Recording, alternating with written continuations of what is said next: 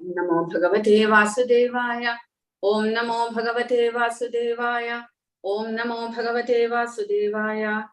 ओम अज्ञानतिमिरान्धस्य ज्ञानाञ्जनशलाकया चक्षुरुन्मीलितं येन तस्मै श्रीगुरवे नमः।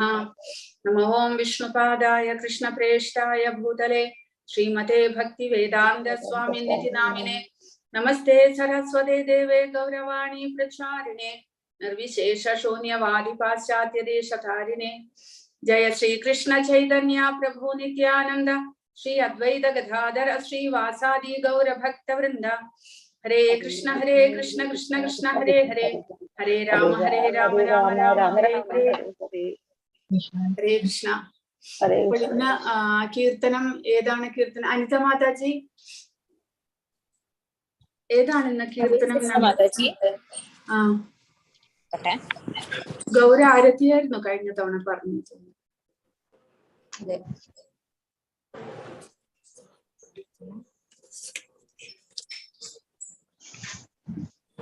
ഗൗര ആരതി കഴിഞ്ഞിട്ട് ഇനി ബ്രഹ്മസംഹിതയാണ് ഇതില്.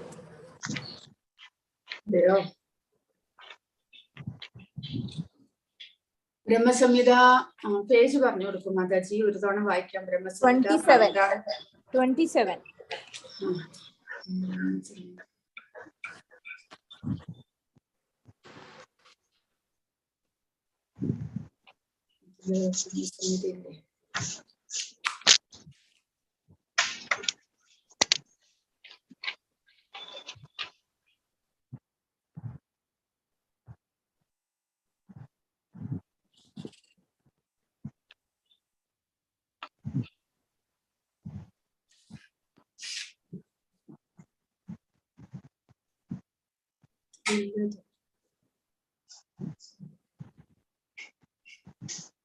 ഹരേ കൃഷ്ണ.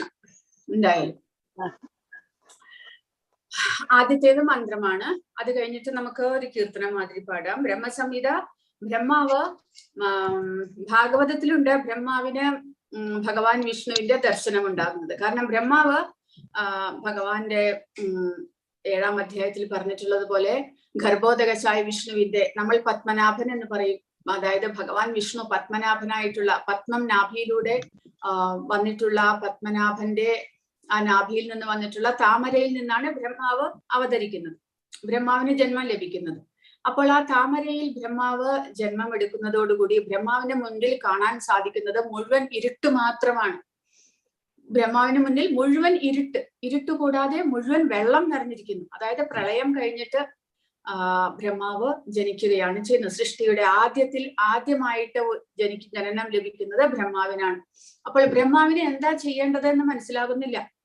താൻ എവിടെ നിന്നാണ് ഉത്ഭവിച്ചിരിക്കുന്നത്, തനിക്ക് എങ്ങനെയാണ് ജന്മം ലഭിച്ചത്, തന്റെ ജനനത്തിന്റെ ഉദ്ദേശം എന്താണ്, ഇതെന്തുകൊണ്ട് ഇവിടെ മുഴുവനും ഇരുട്ടിലായിരിക്കുന്നു, എന്താണ് ഇവിടെ മുഴുവനും വെള്ളം നിറഞ്ഞിരിക്കുന്നത്, താൻ എവിടെയാണ്, ഒന്നും അറിഞ്ഞുകൂടാ ബ്രഹ്മാവിന്. ബ്രഹ്മാവ് എന്ത് ചെയ്യും? ആ താമരയുടെ നാളിയിലൂടെ, ആ കുഴലിലൂടെ ബ്രഹ്മാവ് അതിന്റെ അടി വരെ പോകുന്നു, മുകളിലേക്ക് വരുന്നു, ഒന്നും കാണാൻ സാധിക്കുന്നില്ല. അപ്പോൾ ബ്രഹ്മാവ് അവസാനം എന്താ ചെയ്യേണ്ടത് എന്ന് പറഞ്ഞ് ചുറ്റിനും ആലോചിച്ചുകൊണ്ടിരിക്കുമ്പോൾ ബ്രഹ്മാവിന് തപ എന്നുള്ള ഒരു വാക്ക് കേൾക്കുന്നു. ബ്രഹ്മാവിന്, അതായത് തപസ് ചെയ്യാൻ പറഞ്ഞിട്ട് ബ്രഹ്മാവിന് ഒരു ശരീരം കേൾക്കുന്നു. ബ്രഹ്മാവ് ധ്യാനിക്കാൻ തുടങ്ങുകയായി, തപസ് ചെയ്യണം. അങ്ങനെ ദൈവികമായിട്ടുള്ള ദേവന്മാരുടെ 1000 സംവത്സരം ബ്രഹ്മാവ് തപസ് ചെയ്യും. അങ്ങനെ ബ്രഹ്മാവ് തപസ് ചെയ്ത് അവസാനം ബ്രഹ്മാവിന് ഭഗവാന്റെ ദർശനം ഉണ്ടാകുന്നു. ആ ബ്രഹ്മാവ് കണ്ണു തുറക്കുമ്പോൾ കാണുന്നത് ആ ഗർഭോദകശായി വിഷ്ണുവിനെയാണ് കാണുന്നത്. ഏത് ഭഗവാന്റെ വിഷ്ണുവിന്റെ നാഭിയിൽ നിന്നാണോ ബ്രഹ്മാവ് ജനിച്ചിരിക്കുന്നത്, ആ ഭഗവാനെ സ്വയം നേരിട്ട് കാണുവാനായിട്ട് ബ്രഹ്മാവിന് സാധിക്കുന്നു. അപ്പോൾ അതുകൂടാതെ ആ ഭഗവാന്റെ ആ വൈകുണ്ഠ ലോകങ്ങളും എല്ലാം ബ്രഹ്മാവിനെ കാണുവാൻ സാധിക്കുന്നു. അതിനെ കുറിച്ച് ബ്രഹ്മാവ് പിന്നീട് വർണ്ണിക്കുകയാണ്. ആ ഭഗവാനെ വർണ്ണിക്കുന്നു, ആ വൈകുണ്ഠ ലോകത്തെ വർണ്ണിക്കുന്നു, കൃഷ്ണ ലോകത്തെ, ഭഗവാൻ കൃഷ്ണനെ വർണ്ണിക്കുന്നു. അതാണ് ഈ ബ്രഹ്മസംഹിത. പക്ഷെ അത് മുഴുവനും പിന്നീട് അത് ഈ ഭൗതിക പ്രപഞ്ചത്തിൽ ഉണ്ടായെങ്കിലും പിന്നീട് അത് നഷ്ടപ്പെട്ടു പോയി എന്ന് വെച്ചിരിക്കുന്ന ബ്രഹ്മസംഹിതയുടെ അവസാനത്തെ ഒരു ബുക്ക്, 5ാമത്തെ ബുക്കാണിത്. എന്ന് പറഞ്ഞാൽ 5ാമത്തെ ആ ഒരു സ്കന്ധം എന്നെല്ലാം നമ്മൾ പറയില്ല, അതുപോലത്തെ അത് ചൈതന്യ മഹാപ്രഭു ഭാരതം മുഴുവനും അദ്ദേഹം സന്ദർശിക്കുകയുണ്ട്. പ്രധാനപ്പെട്ട എല്ലാ ക്ഷേത്രങ്ങളും ചൈതന്യ മഹാപ്രഭു സഞ്ചരിച്ചു. അങ്ങനെ നമ്മുടെ നാഗർകോവിൽ നിന്ന് കന്യാകുമാരിക്കും ഇടയ്ക്ക് നമ്മുടെ തിരുവനന്തപുരത്തെ പത്മനാഭസ്വാമി ക്ഷേത്രം പോലെ തന്നെ നാഗർകോവിലിനും കന്യാകുമാരിക്കും നമ്മുടെ തിരുവനന്തപുരത്തിനും ഇടയ്ക്ക് ഒരു പത്മനാഭസ്വാമി ക്ഷേത്രമുണ്ട്. എല്ലാവരും അറിഞ്ഞിട്ടുണ്ടോ കണ്ടിട്ടുണ്ടോ എന്ന് അറിഞ്ഞുകൂടാ. പക്ഷെ ഇവിടെ ഇപ്പോൾ വളരെ നമ്മുടെ തിരുവനന്തപുരത്തെ അമ്പലം പോലെ അത്ര പ്രശസ്തമല്ല എങ്കിലും പഴയ കെട്ടിടം, അതും ഇതേപോലെ തന്നെ പഴയ അമ്പലമാണ്, വെറും കല്ലുകൾ കൊണ്ട് ഉണ്ടാക്കിയിട്ടുള്ളതാണ്. അതുപോലെ തന്നെ സാലഗ്രാമം കൊണ്ട് മാത്രം ഉണ്ടാക്കിയിരിക്കുന്നതാണ് അവിടത്തെ പത്മനാഭസ്വാമി.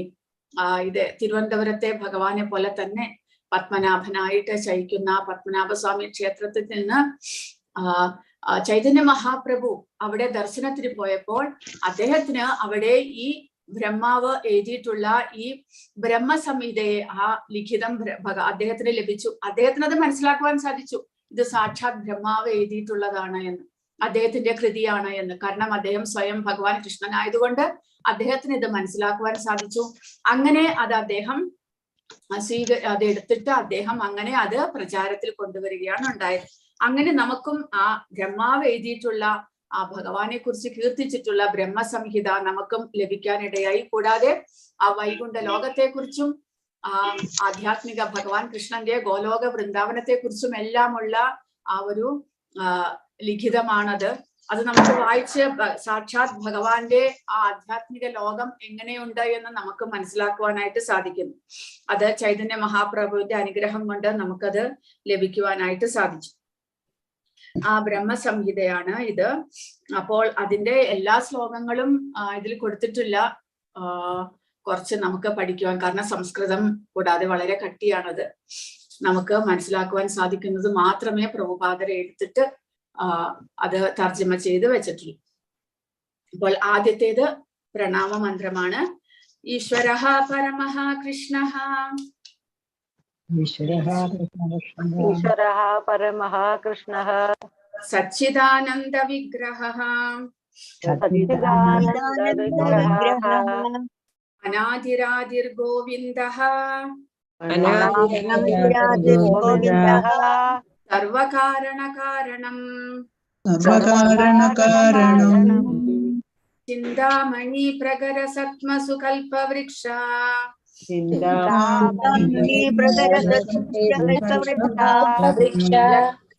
ലക്ഷാവൃതേഷു സുരഭീരഭിപാലയന്തം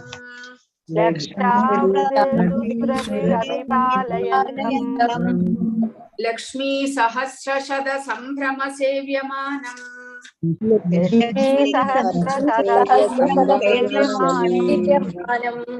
ഗോവിന്ദമാദിപുരുഷം തമഹം ഭജാമി.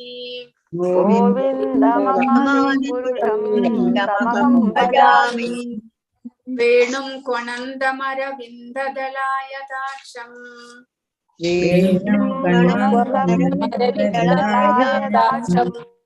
ഗർഹാവതം സമസിതാംബുദ സുന്ദരാംഗം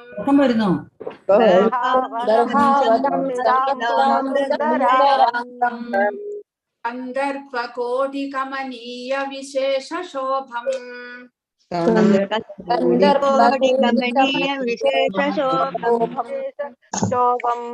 ഗോവിന്ദമാദിപുരുഷം തമഹം ഭജാമി.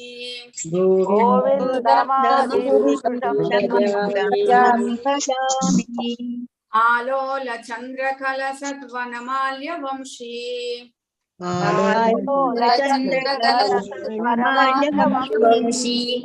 രത്നാംഗദം പ്രണയ കേളികലാവിലാസം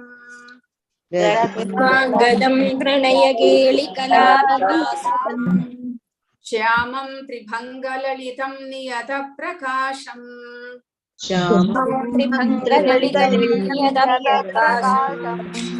ഗോവിന്ദമാദിപുരുഷം തമഹം ഭജാമി.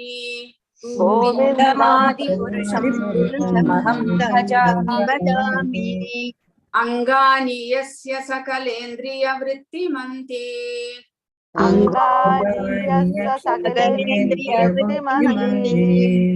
पश्यन्ति पान्ति कलयन्ति चिरं जगन्ति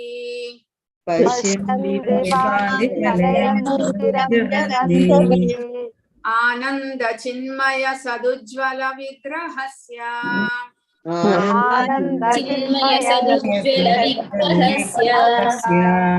गोविन्दमादिपुरुषं तमहं भजामि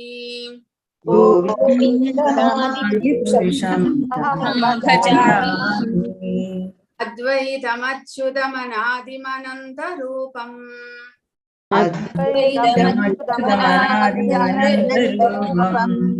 आद्यं पुराणपुरुषं नवयौवनं च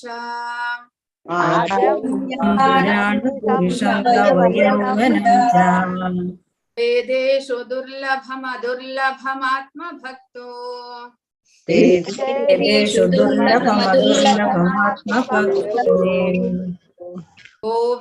गोविन्दमादिपुरुषं तमहं भजामि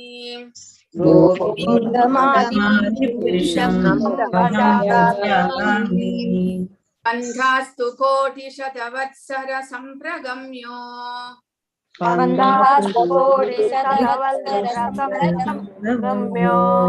वायोरथापि मनसो मुनिपुङ्गवानाम्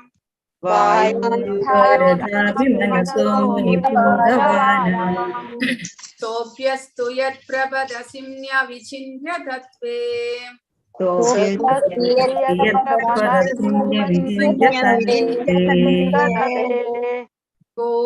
गोविन्दमादिपुरुषं तमहं भजामि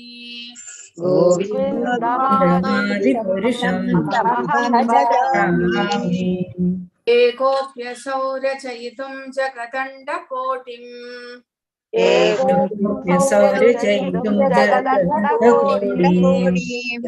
यच्छक्तिरस्ति जगदण्डछयाय दन्तः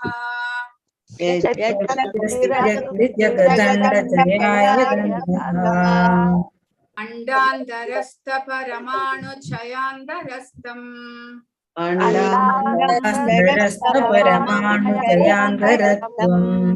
गोविन्दमादिपुरुषं तमहं भजामि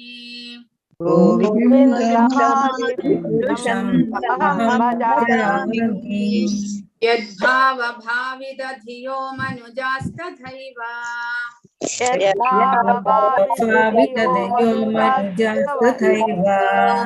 सम्प्राप्य रूपमहिमासनयानभूषाः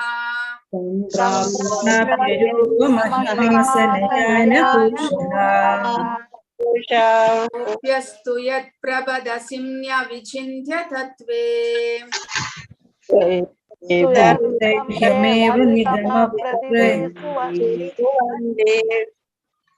गोविन्दमादिपुरुषं तमहं भजामि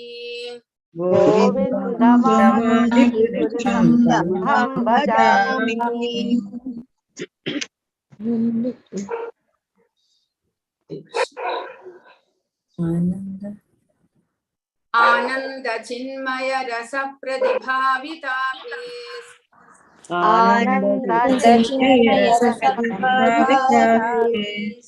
आभिर्य एव निजरूपतया कलाभिः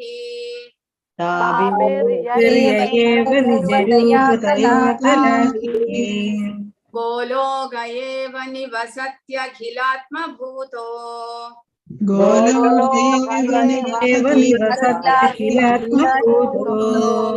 गोविन्दमादिपुरुषं तमहं भजामि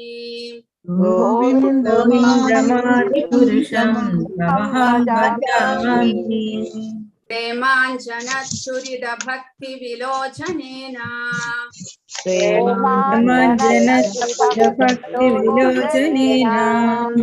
छन्दः सदैव हृदयेषु विलोकयन्ति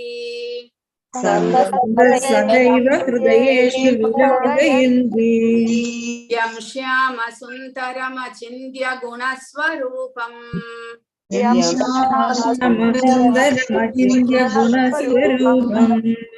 गोविन्दमादिपुरुषं तमहं भजामि गोविन्दमादिपुरुषम् अहं भजामि।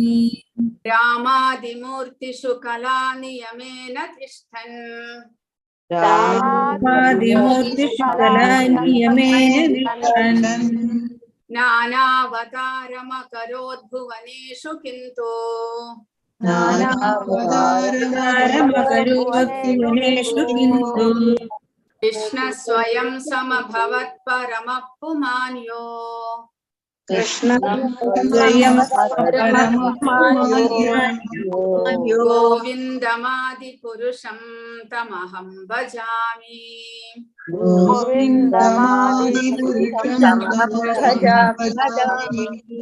यस्य प्रभाप्रभवतो जगदण्डकोटि यस्य प्रभाप्रभवतो जगदण्डकोटि कोडीश्वशेषवसुधादिविभूतिभिन्नम् कोडीश्वशेषवसुधादिविभूतिभिन्नम् तद्ब्रह्म निष्कलमनन्तमशेषभूतम् तद्ब्रह्मनिष्कलमनन्तमशेषभूतम् गोविन्दमादिपुरुषं तमहं भजामि गोविन्दमादिपुरुषं तमहं भजामि। माया हि यस्य जगदण्डशतानि सूते जगदण्डशतानि त्रैगुण्यतद्विषयवेदवितायमाना त्रैगुण्यविषयवेदवितायमाना सत्त्वावलम्बि परसत्त्वं विशुद्धसत्त्वम् तत्त्वावलम्बि परसत्त्वं विशुद्धसत्त्वम् गोविन्दमादिपुरुषं तमहं भजामि गोविन्दमादिपुरुषं तमहं भजामि। आनन्दचिन्मयरसात्मतया मनस्सु आनन्दचिन्मयरसात्मतया मनस्सु यप्राणिनां प्रतिफलं स्मरतामुपेत्य प्रतिफलं स्मरतामुपेत्य लीलायितेन भुवनानि जयत्यजस्रम् लीलायितेन भुवनानि जयत्यजस्रम् गोविन्दमादिपुरुषं तमहं भजामि गोविन्दमादिपुरुषं तमहं भजामि। गोलोकनाम्नि निजधाम्नि तले च तस्य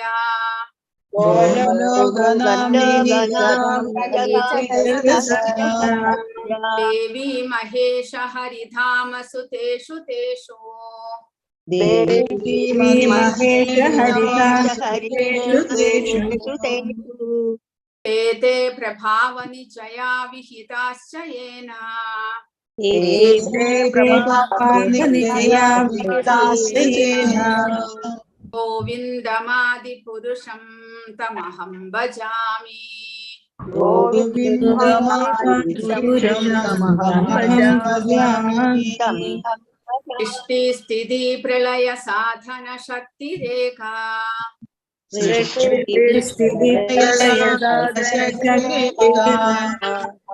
तायेव यस्य भुवनानि बिभर्ति दुर्गा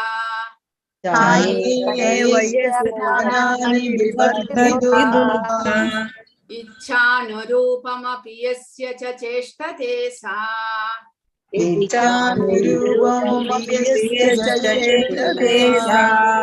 गोविन्दमादिपुरुषं तमहं भजामि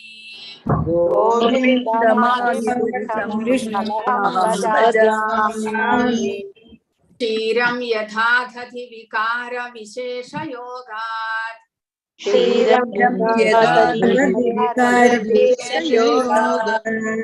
संजायते न हि तथा पृथगस्ति हेतो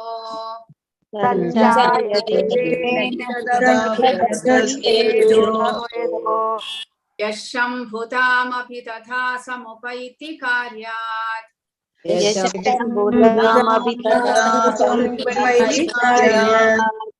गोविन्दमादिपुरुषं तमहं भजामि गोविन्दमादिपुरुषं तमहं भजामि दीपार्चिरेव हि दशान्तरमभ्युपेत्य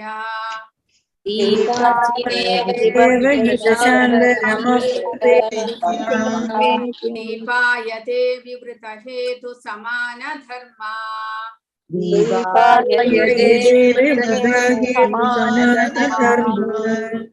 यस्तादृगेव हि च विष्णुतया विभाति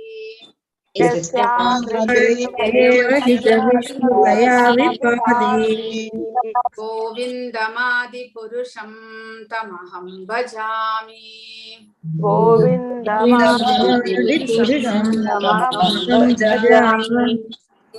यः कारणार्णवजले भजति स्म योगा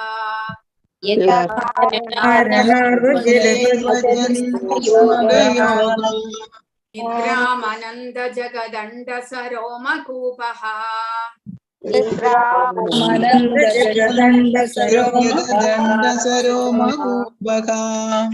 आधारशक्तिमवलम्ब्य परां स्वमूर्तिम्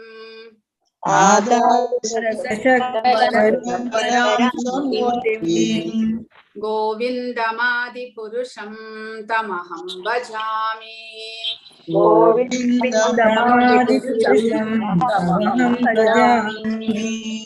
यस्यैकनिश्वसितकालमथावलम्ब्य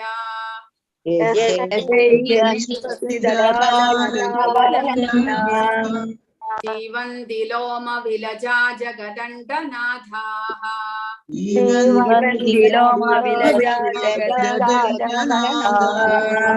विष्णुर्महान् स इह यस्य कलाविशेषो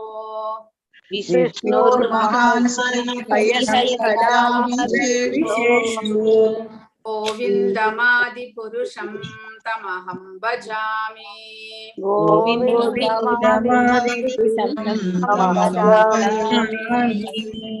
भास्वान् यथाश्मशकलेषु निजेषु तेजः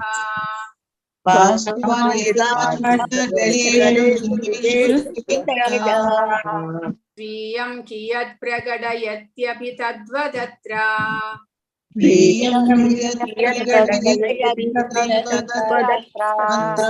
ब्रह्माय एष जगदण्डविधानकर्ता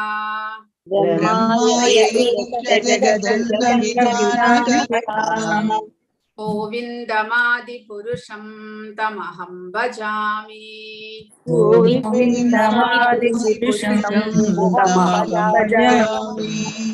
यत्पादपल्लवयुगं विनिधाय कुम्भा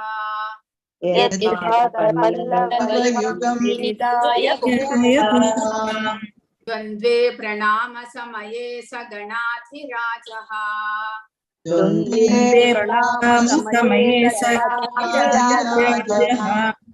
विघ्नान् विहन्तुमलमस्य जगत्त्रयस्य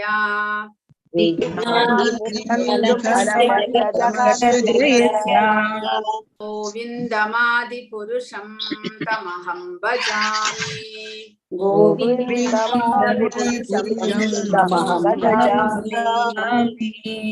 अग्निर्मही गगनमम्बुमरुद्दिशश्च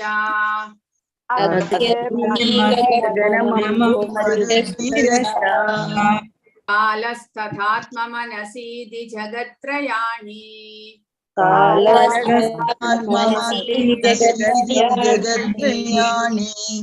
यस्माद् भवन्ति विभवन्ति विशन्ति यं च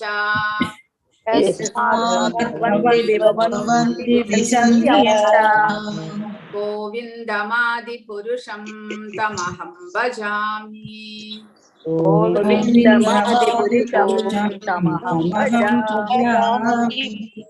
यच्चक्षुरेष सविता सकलग्रहाणाम्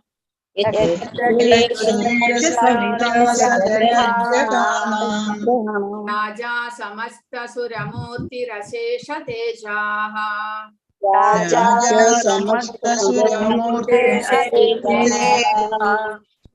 यस्याज्ञया भ्रमति संहृतकालचक्रो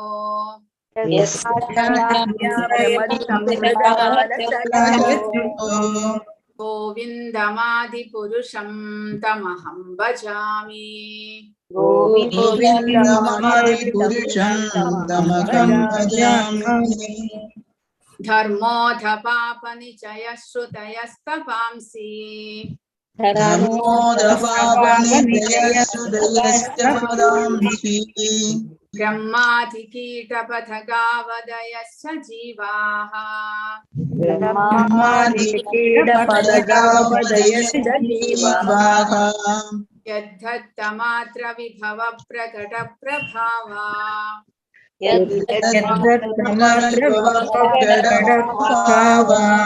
गोविन्दमादिपुरुषं तमहं भजामि गोविन्दमादिपुरुषं तमहं भजामि यस्त्विन्द्रगोपमथवेन्द्रमहोस्वकर्मा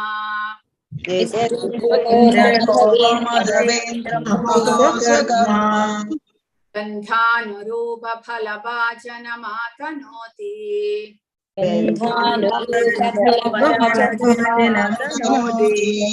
कर्माणि निर्दहति किन्तु च भक्तिभाजाम्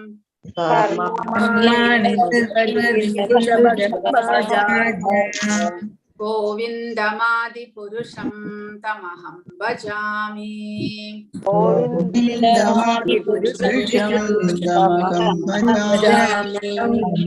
यं क्रोधकामसहज प्रणयादिभीति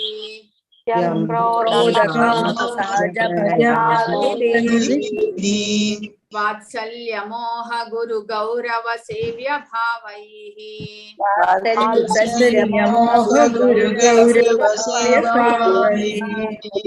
संचिन्त्य तस्य सदृशीं तनुमापुरेते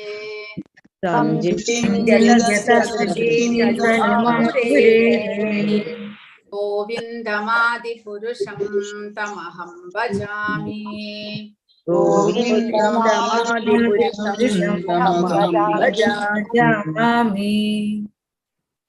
श्रियकान्त कान्त परम पुरुष कल्पतरवो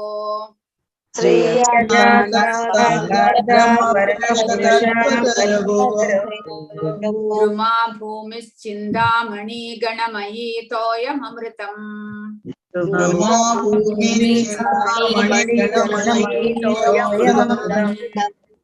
कथा गानं नाट्यं गमनमपि वंशी प्रिया सखी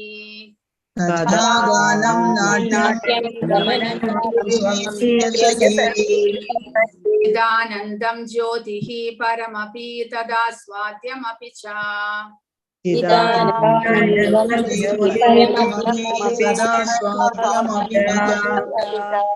यत्र क्षीराब्धिः श्रवति सुरभिभ्यश्च सुमहान्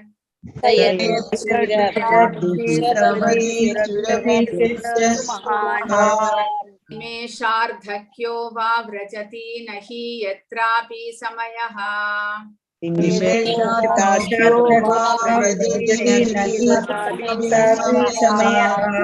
भजे श्वेतद्वीपं तमहमिह गोलोकमिति यम्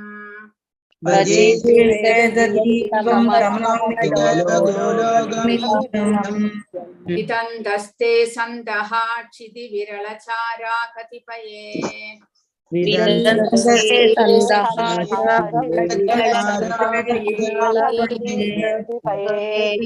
ഹരേ കൃഷ്ണ.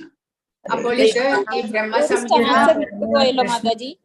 ഓ ഒരു സ്റ്റാൻസ പ്രേമാഞ്ജന ചുരിത ഭക്തി വിലോചന പറഞ്ഞിരുന്നു, ഞാൻ പറഞ്ഞോ.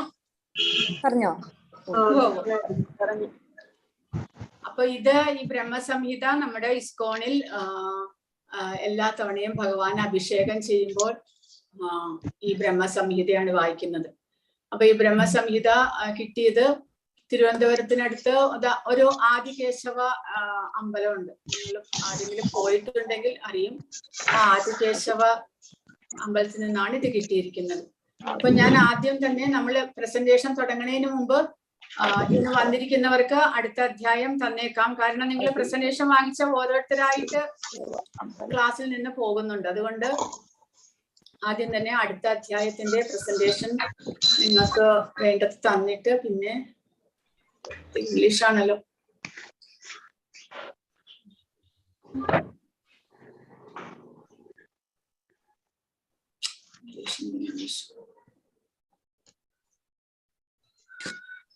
ഇപ്പൊ 4ാമത്തെ അധ്യായം കഴിഞ്ഞു എന്നാണ് പറഞ്ഞത്. ഇനി ഇന്ന് വന്നിരിക്കുന്നവർക്ക് 5ാമത്തെ അധ്യായം തൊട്ട്. ഹരേ കൃഷ്ണ. അനിത മാതാജി 5-ല് ഒന്ന് എഴുതിയെടുത്തോളൂ എല്ലാവരും. Question number. പിന്നെ ഞാനത് ഗ്രൂപ്പില് അത് ഷെയർ ചെയ്യാം. അപ്പൊ നിങ്ങൾക്ക് അതിൽ നിന്ന് ക്വസ്റ്റ്യൻസ് എഴുതിയെടുക്കാം. പിന്നെ ഞാൻ എന്റെ ഇതിലുള്ള പാർട്ടിസിപ്പൻസ് ലിസ്റ്റ് നോക്കിയിട്ടാണ് തരുന്നത്.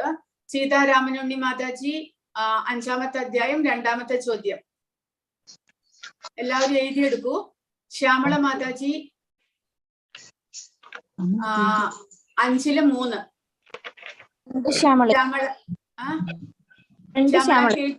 ശ്യാമള KG 5-ൽ 3. ഭാരതി അമ്മ മാതാജി കഴിഞ്ഞ തവണ കിട്ടിയില്ല എന്ന് പറഞ്ഞു. ഇത്തവണ എഴുതിയെടുക്കൂ. 5-ൽ 4. രാമചന്ദ്ര പൈ പ്രഭുജി 5-ൽ 5. കൃഷ്ണ വേണുഗോപാൽ 6ാമത്തെ ചോദ്യം. 5ാമത്തെ അധ്യായം 6ാമത്തെ ചോദ്യം. ഹരേ കൃഷ്ണ മാതാജി. ആരാണ്? ഞാൻ കൃഷ്ണ, ഇത് മോളുടെ ഇതാണ്. ഞാൻ ശ്രീദേവിയാ. ശരി ശരി. പക്ഷെ ഇതിലുള്ള പേരെല്ലാം ഞാൻ അല്ല, കുഴപ്പമില്ല മാതാജി. എനിക്ക് 4-1 തന്നായിരുന്നു. അതെ, അത് ഇന്ന് വായിക്കണമല്ലോ. ഇത് അടുത്ത ആഴ്ചത്തേക്കുള്ളത്. അടുത്ത ആഴ്ചത്തേക്ക്. 5, 6 അല്ലേ? ഓക്കെ. ചിത്ര മാതാജി 5-ൽ 7. ശരി മാതാജി. 5-ൽ 7. പ്രേമ മേനോൻ 5-ൽ 8. ഹരേ കൃഷ്ണ മാതാജി. ഹരേ കൃഷ്ണ. സീതാ പരമേശ്വരൻ മാതാജി 5-ൽ 9. ഹരേ കൃഷ്ണ. സുവർണ പ്രഭാ സുഗതൻ മാതാജി 5-ൽ 10.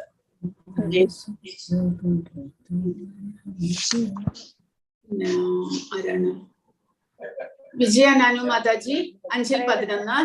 5-ൽ 11 അല്ലെ? 5-ൽ 11. അനിൽ പ്രഭു 5-ൽ 12. അനിൽ പ്രഭു 5-ൽ 12. 12 ഇതിലിപ്പോ ഇല്ല, കാണുന്നില്ല.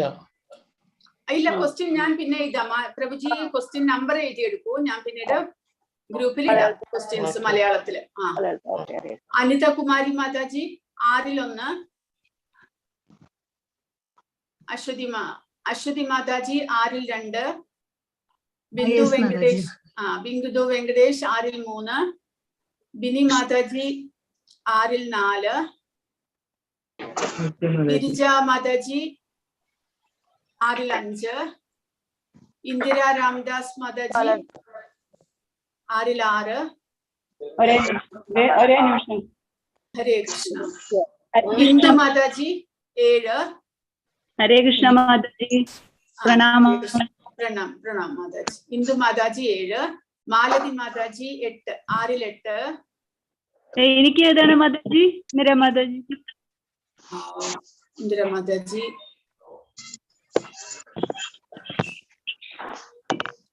ഇന്ദിര മാതാജി എന്താ ഞാൻ തന്നത്? എനിക്ക് തന്നെ ഇപ്പം 6-ൽ 5 തോന്നുന്നു. 6-ൽ 5. ഇന്ദു മാതാജി 6-ൽ 6. ഇന്ദിര രാംദാസ്. ശരി, 6-ൽ 6. അപ്പൊ 6-ൽ 7. പത്മ മാതാജി 6-ൽ 8. പത്മ മാതാജി അല്ലേ 6-ൽ 8 മാതാജി? അതെയോ? എഴുതിയെടുക്കണ്ടോ മാതാജി? നന്നായി. ഞാൻ എഴുതിയെടുക്കണ്ടേ. അപ്പൊ പത്മ മാതാജി 6-ൽ 9.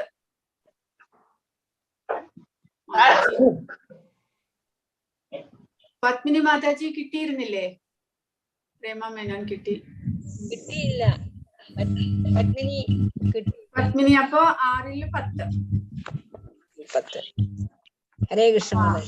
ഹരേ കൃഷ്ണ. 6ാമത്തെ അധ്യായം കഴിഞ്ഞു. ഇനി 7ാമത്തെ അധ്യായം ഇതാ വരണം. 7ാമത്തെ അധ്യായം. വൃന്ദ മാതാജി ഏഴാമത്തെ അധ്യായം 1-ാമത്തെ ശ്ലോകം, അല്ല 1-ാമത്തെ ചോദ്യം. 7-1 അല്ലേ? അല്ല മാതാജി, 7-1 7-1. പിന്നെ ഇനി ആർക്കാ കിട്ടാത്തത്? മാലദീപം, പ്രേമാമേനോൻ. രശ്മി മാതാജി 7-ാമത്തെ അധ്യായം 2-ാമത്തെ ചോദ്യം. സജീവ് പ്രഭു 7-ാമത്തെ അധ്യായം 3-ാമത്തെ ചോദ്യം. ശാരദാജി നമ്പൂതിരി 4-ാമത്തെ ചോദ്യം. സിന്ധുറാണി സുരേഷ് 7-5. വത്സല ഗോപാലൻ 7-6. വിശാലാക്ഷി മാതാജി 7-8.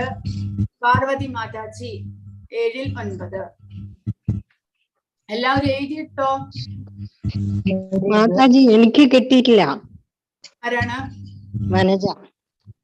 വനജ മാതാജി. അപ്പോ 7-10, 7-ാമത്തെ അധ്യായം 10-ാമത്തെ ചോദ്യം. 7-9 അല്ലേ മാതാജി? അതെയോ? അതെ. എന്നാ 7-9. 7-9 അല്ലേ മാതാജി? അതെ. വനിത മാതാജി 32 പേരായോ? 7-9 എനിക്കാണ് പാർവതി. അതെ, 7-8 അല്ലേ പാർവതി മാതാജി? അത് 7-8 പാർവതി മാതാജി.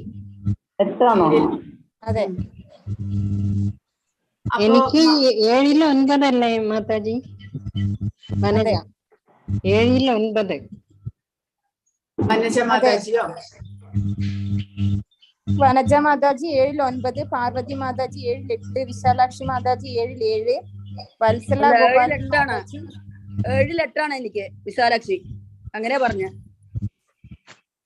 സിന്ധുറാണി മാതാജിക്ക് 7-5 അല്ലേ? ആണ് മാതാജി 7-5. അപ്പൊ 7-6 ആർക്കാ? 7-6 വത്സല. അപ്പൊ 7-7 ആർക്കാ?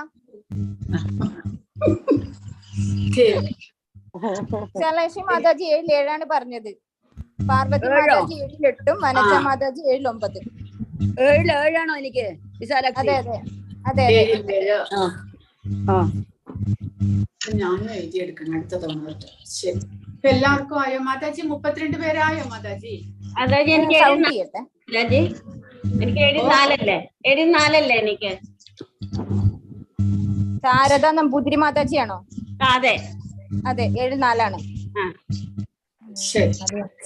അനിത മാതാജി എല്ലാവർക്കും ആയോ? 35 പേർക്കായോ? 14, 15, 16, 17, 18, 19, 20, 21, 22, 23, 24, 25, 26, 27, 28, 29, 30, 31 പേരായി. 31. ശരി ശരി മാതാജി. അപ്പൊ നോട്ട് ചെയ്ത് വെക്കൂ. 7-9 വരെയായി. നാളെ വരുന്നവർക്ക് നാളെ കൊടുക്കണം. ഇന്നും ചിലപ്പോ ആരെങ്കിലും വരാനും മതി. ശരി, ഇനി നമുക്ക് ഇന്നത്തെ പ്രസന്റേഷൻ ആരംഭിക്കാം. ഹരേ കൃഷ്ണ. പിന്നെ 3-ാമത്തെ അധ്യായം ആർക്കൊക്കെയാണ് കിട്ടിയിരിക്കുന്നത്? എനിക്കുണ്ട് 3-ാമത്തെ അധ്യായം. വായിക്കൂ. ആർക്കൊക്കെ ഉണ്ട് അവരെല്ലാവരും വായിക്കും. ഹരികൃഷ്ണ, 3-ാം അധ്യായത്തിലെ ആദ്യത്തെ ക്വസ്റ്റ്യൻ എനിക്കാണ്. സീതാ പരമേശ്വരൻ. പറയൂ മാതാജി, വായിക്കും.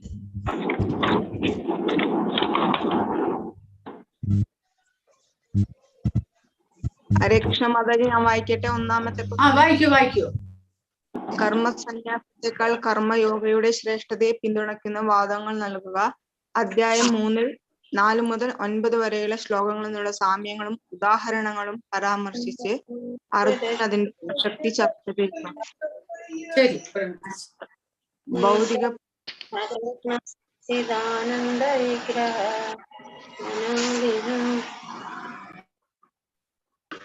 ഭൗതിക പ്രകൃതിയുടെ ത്രിഗുണങ്ങളിൽ ഓരോ മനുഷ്യനും കർമ്മം ചെയ്യാൻ നിർബന്ധിതനാണ്. ആർക്കും നിഷ്ക്രിയരായി കർമ്മം ചെയ്യാതിരിക്കാൻ പറ്റില്ല. ഒരാൾക്ക് വിധിക്കപ്പെട്ട കർമ്മങ്ങൾ നിറവേറ്റി ഹൃദയം ശുദ്ധീകരിച്ചിട്ട് വേണം സന്യാസം സ്വീകരിക്കാൻ.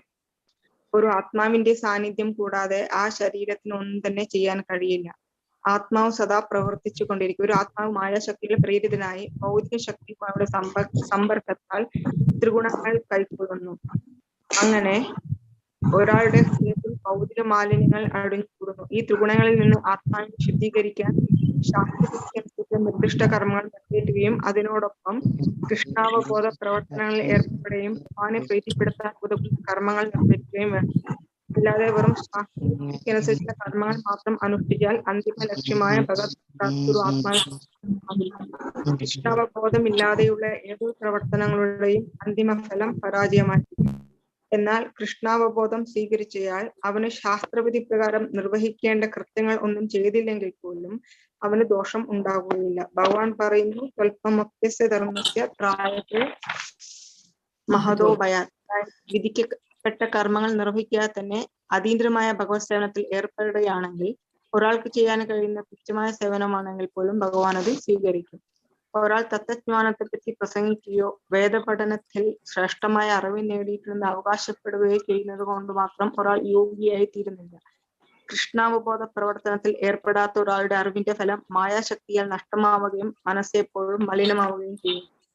ഒരു ജീവാത്മാവിന്റെ അന്തിമ ലക്ഷ്യം വിഷുവിനെ പ്രാപിക്കലാണ്. ഒരാൾ ആത്മാർത്ഥതയോടെ ഇന്ദ്രിയങ്ങളെ മനസ്സാൽ നിയന്ത്രിച്ച് ആത്മ കൂടാതെ കൃഷ്ണാവബോധ പ്രവർത്തനങ്ങളിൽ ഏർപ്പെടുകയാണെങ്കിൽ അയാൾ അത്യുത്തമനാണ്. കൃഷ്ണാവബോധ സേവനമാകുന്ന കർമ്മം കൊണ്ട് ഒരു ഗൃഹസ്ഥനും ഈ പരമ പദവിയിലെത്താൻ കഴിയും. അതിനായി ശാസ്ത്രാനുസൃതമായ നിയന്ത്രിത ജീവിതം നയിക്കുകയും ഇന്ദ്രിയങ്ങളെ ഭഗവത് സേവനത്തിന് ഉപയോഗിക്കുകയും ചെയ്യുന്നത് വഴി ഒരാൾക്ക് ഹൃദയം ശുദ്ധീകരിച്ച് ഭൗതിക മാലിന്യങ്ങളിൽ നിന്നും വിമുക്തരാകാൻ സാധിക്കും. ഭഗവാൻ പറയുന്നു, അർജുനൻ ഒരു ക്ഷത്രിയനും ഗൃഹസ്ഥനുമാണ്. അതിനാൽ ക്ഷത്രിയന് വിധിക്കപ്പെട്ടുള്ള ചുമതലകളും ക്ഷത്രിയ ഗൃഹസ്ഥന് വിധിച്ചിട്ടുള്ള മതപരമായ കർത്തവ്യങ്ങൾ നിറവേറ്റുകയാണ് ഉചിതമെന്ന്. അതിനാൽ കർമ്മം വിഷ്ണുവിനായുള്ള യജ്ഞം എന്ന നിലയിൽ അനുഷ്ഠിക്കുകയും നിർദ്ദിഷ്ട കർമ്മങ്ങളെ ഭഗവാന്റെ സംതൃപ്തിക്കായി നിർവഹിക്കുകയും ചെയ്താൽ എന്നെന്നും ഭൗതികയിൽ നിന്നും മുക്തരായിരിക്കാം. നല്ലൊരു കൃഷ്ണഭക്തന്റെ വിദഗ്ധ ശിക്ഷണത്തിൽ അല്ലെങ്കിൽ ഒരു ആത്മീയ ഗുരുവിന്റെ കീഴിൽ അദ്ദേഹത്തിന്റെ നിർദ്ദേശങ്ങൾ എല്ലാം പാലിച്ച് കൃഷ്ണപ്രീതിക്കായി കർമ്മങ്ങൾ നിർവഹിച്ച് ദിവ്യ പ്രേമാത്മകമായ ഭഗവത് സേവനത്തിലേക്ക് ഉയർന്ന് കർമ്മഫലങ്ങളിൽ നിന്ന് മുക്തി നേടി അന്തിമ ലക്ഷ്യമായ ഭഗവത് പ്രാപ്തി കൈവരിക്കാമെന്ന് ഭഗവാൻ പറയുന്നു. ഹരേ കൃഷ്ണ. ഹരേ കൃഷ്ണ മാതാജി. ഇനി അടുത്തത് ആർക്കാണ്? മൂന്നാമത്തെ അധ്യായത്തിൽ രണ്ടാമത്തെ ചോദ്യം. രണ്ടാമത്തെ ചോദ്യം എനിക്കാണ് മാതാജി. സിന്ധു റാണി. പറയും മാതാജി, വായിക്കും. ഹരേ കൃഷ്ണ മാതാജി. ചോദ്യം 2, അധ്യായം 3, ഭഗവത്ഗീത 3 അധ്യായം 10 മുതൽ 16 വരെ ശ്ലോകങ്ങൾ ഉദ്ധരിച്ച സാമ്യങ്ങൾ, ഭാവാർത്ഥങ്ങൾ എന്നിവയെ പരാമർശിച്ച് വൈദിക യജ്ഞങ്ങളിലൂടെ ഒരാൾ എങ്ങനെയാണ് ക്രമേണ ശുദ്ധീകരിക്കപ്പെടുന്നത് എന്ന് വിശദീകരിക്കുക. സൃഷ്ടി തുടങ്ങിയപ്പോൾ ബ്രഹ്മാവ് ദേവന്മാരെയും മനുഷ്യരെയും ഒപ്പം തന്നെ വിഷ്ണുവിനായുള്ള യജ്ഞങ്ങളെയും ഉത്പാദിപ്പിച്ച ശേഷം അവരെ ഇങ്ങനെ ആശീർവദിച്ചു: ഈ യജ്ഞത്തെ കൊണ്ട് നിങ്ങൾ സന്തുഷ്ടരാവുക. മോക്ഷപ്രാപ്തിക്കും സുഖജീവിതത്തിനും വേണ്ടുന്നതെല്ലാം ഇതിൽ നിന്ന് നിങ്ങൾക്ക് ലഭിക്കും. ഭഗവാൻ കൃഷ്ണനുമായുള്ള ബന്ധം വിസ്മരിച്ചത് കൊണ്ട് ഭൗതിക ലോകത്തിൽ കഴിയാൻ വിധിക്കപ്പെട്ടവരാണ് ബദ്ധരായ ജീവാത്മാക്കൾ. വിഷ്ണുപ്രീതിക്ക് വേണ്ടിയാണ് യജ്ഞങ്ങൾ ചെയ്യുന്നത്. ഭൗതിക ലോകത്തിൽ ജീവിക്കുന്നിടത്തോളം കാലം ഉത്കണ്ഠ കൂടാതെ സുഖമായി ജീവിക്കാൻ യജ്ഞാനുഷ്ഠാനം സഹായിക്കും. ശരീരം നശിച്ച ശേഷം ദൈവസാമ്രാജ്യത്തിൽ എത്തിച്ചേരാനും ഈ യജ്ഞാനുഷ്ഠാനം ബദ്ധ ആത്മാവിനെ സഹായിക്കും.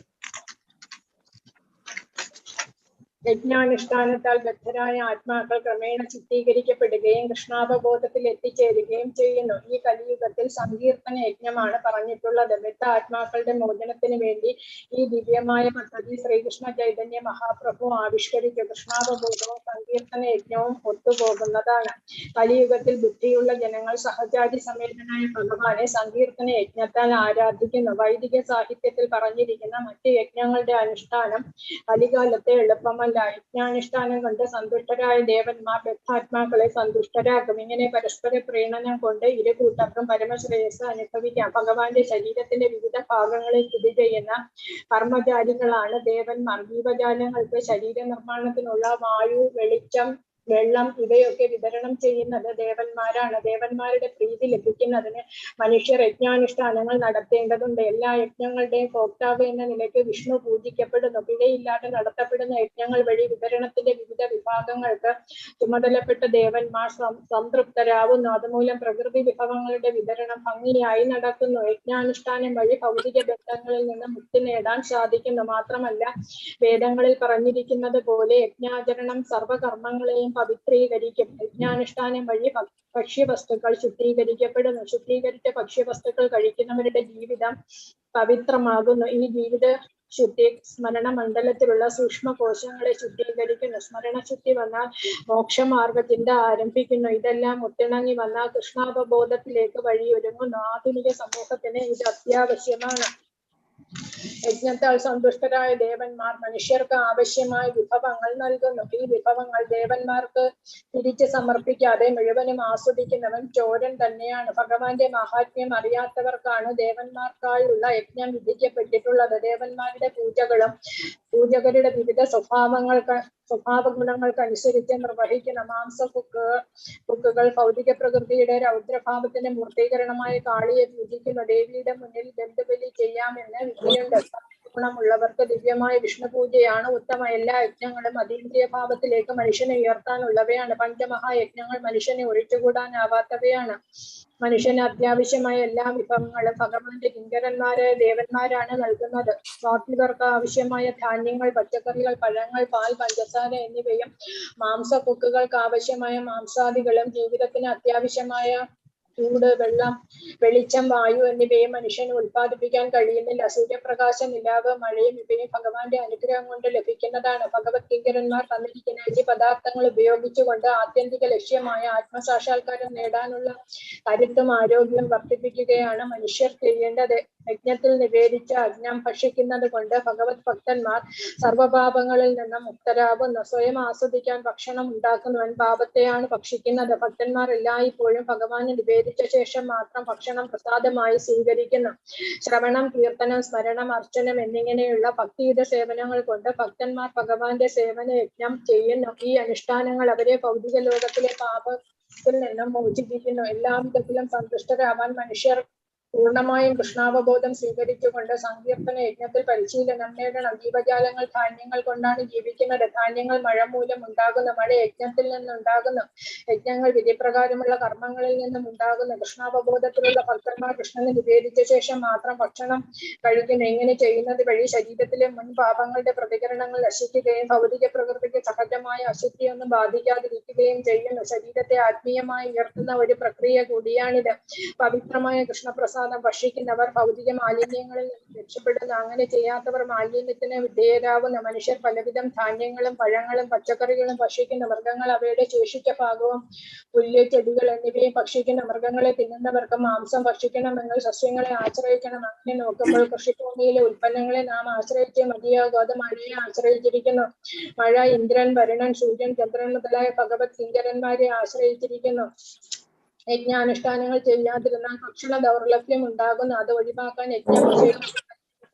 സങ്കീർത്തന യജ്ഞം അനുഷ്ഠിക്കപ്പെടണം. അതുവഴി ഭഗവാനെ പ്രസാദിപ്പിക്കാം. വേദത്തിൽ പറഞ്ഞിരിക്കുന്ന യജ്ഞങ്ങൾ അനുഷ്ഠിക്കാതെ ജീവിക്കുന്നവർ പാപം നിറഞ്ഞ ജീവിതമാണ് നയിക്കുന്നത്. ഇന്ദ്രിയ സുഖം മാത്രം ലക്ഷ്യം വെക്കുന്ന മനുഷ്യ ജീവിതം ഫലമില്ലാത്തതാണ്. മനുഷ്യ ജീവിതം ആത്മസാക്ഷാത്കാരത്തിന് വേണ്ടിയുള്ളതാണ്. ഇന്ദ്രിയ സുഖത്തിൽ ആസക്തരായവർ യജ്ഞാനുഷ്ഠാനം കൊണ്ട് ശുദ്ധീകരിക്കുക തന്നെ വേണം. കൃഷ്ണാവബോധം ഇല്ലാത്തവർ ഇന്ദ്രിയ സുഖത്തിൽ മുഴുകിയിരിക്കുകയാൽ അവർക്ക് പുണ്യപ്രവർത്തനങ്ങളിൽ ഏർപ്പെടുന്നത് അത്യാവശ്യമാണ്. ഈ ലോകത്തിന്റെ ഐശ്വര്യം ഭഗവാന്റെ നിർദ്ദേശം അനുസരിച്ച് ദേവന്മാർ തയ്യാറാക്കുന്നതാണ്. അതുകൊണ്ട് വേദത്തിൽ പറയുന്ന പ്രകാരം അതാത് ദേവന്മാർക്കായി യഥാവസര യജ്ഞങ്ങൾ നടത്തപ്പെടണം. യജ്ഞാനുഷ്ഠാനത്തിൽ പരിശീലനം സിദ്ധിച്ചവർ തീർച്ചയായും കൃഷ്ണാവബോധം നേടുകയും ശുദ്ധീകരിക്കപ്പെടുകയും ചെയ്യുന്നു. ഹരേ കൃഷ്ണ മാതാജി. ഹരേ കൃഷ്ണ മാതാജി. അടുത്തതാർക്കാണ്? ശ്യാമള കെ.ജി. മാതാജി. ഹരേ കൃഷ്ണ മാതാജി. ശ്യാമള കെ.ജി. ശരി, വായിക്കും മാതാജി. മൂന്നാമത്തെ ചോദ്യം. ഹരേ കൃഷ്ണ മാതാജി. ഹരേ കൃഷ്ണ. കൃഷ്ണാബോധം പ്രചരിപ്പിക്കുന്നതിനും ദേവാരാധനയുടെ തത്വങ്ങൾ ഭഗവത്ഗീത 3-ാം അധ്യായം 10 മുതൽ 16 ശ്ലോകങ്ങളുടെ ഭാവാർത്ഥങ്ങളും പരാമർശിക്കുക. സഹയജ്ഞ പ്രജാ സൃഷ്ട്വാ പുരോവാച പ്രജാപതി അനേന സൃഷ്ടിയുടെ ആരംഭത്തിൽ പ്രജാപതി ദേവന്മാരെയും മനുഷ്യരെയും സൃഷ്ടിച്ചു. ഒപ്പം തന്നെ യജ്ഞങ്ങളെയും ഉൽപ്പാദിച്ചതിന് ശേഷം അവരെ ഇങ്ങനെ ആശീർവദിച്ചു: ഈ യജ്ഞത്തെ കൊണ്ട് നിങ്ങൾ സന്തുഷ്ടരാകുക. മോക്ഷപ്രാപ്തിക്കും സുഖജീവിതത്തിനും വേണ്ടുന്നതെല്ലാം ഇതിൽ നിന്ന് നിങ്ങൾക്ക് ലഭിക്കും. ബദ്ധരായ ജീവാത്മാക്കൾക്ക് ഈശ്വരധാമത്തിൽ തിരിച്ചെത്താൻ ഒരവസരം നൽകുകയാണ് ഭൗതിക സർഗത്തിലൂടെ സൃഷ്ടാവായ വിഷ്ണു ചെയ്തത്. ഭഗവാൻ കൃഷ്ണനുമായുള്ള ബന്ധം വിസ്മരിച്ചു പോയതുകൊണ്ട് ഭൗതിക ജീവിതത്തിൽ എത്തപ്പെട്ടവരാണ് ഈ പ്രപഞ്ചത്തിലെ ജീവാത്മാക്കളെല്ലാം. അവരെ ദേവാരാധന സനാതന ബന്ധത്തെ കുറിച്ച് മനസ്സിലാക്കാൻ സഹായിക്കുന്നു. വിഷ്ണു പ്രീതിക്ക് വേണ്ടി യജ്ഞങ്ങൾ ചെയ്യേണ്ടത് എങ്ങനെയെന്ന് ബദ്ധരായ ജീവാത്മാക്കളെ പഠിപ്പിക്കാനായി ഭൗതിക പ്രപഞ്ചം ഭഗവാൻ സൃഷ്ടിച്ചു. യജ്ഞാനുഷ്ഠാനം താൽ ബദ്ധരായ ആത്മാക്കൾ ക്രമേണ കൃഷ്ണാബോധം ആർജിക്കുന്നു, എല്ലാവിധത്തിലും ദിവ്യതയുള്ളവരായിത്തീരുന്നു. ഈ കലിയുഗത്തിൽ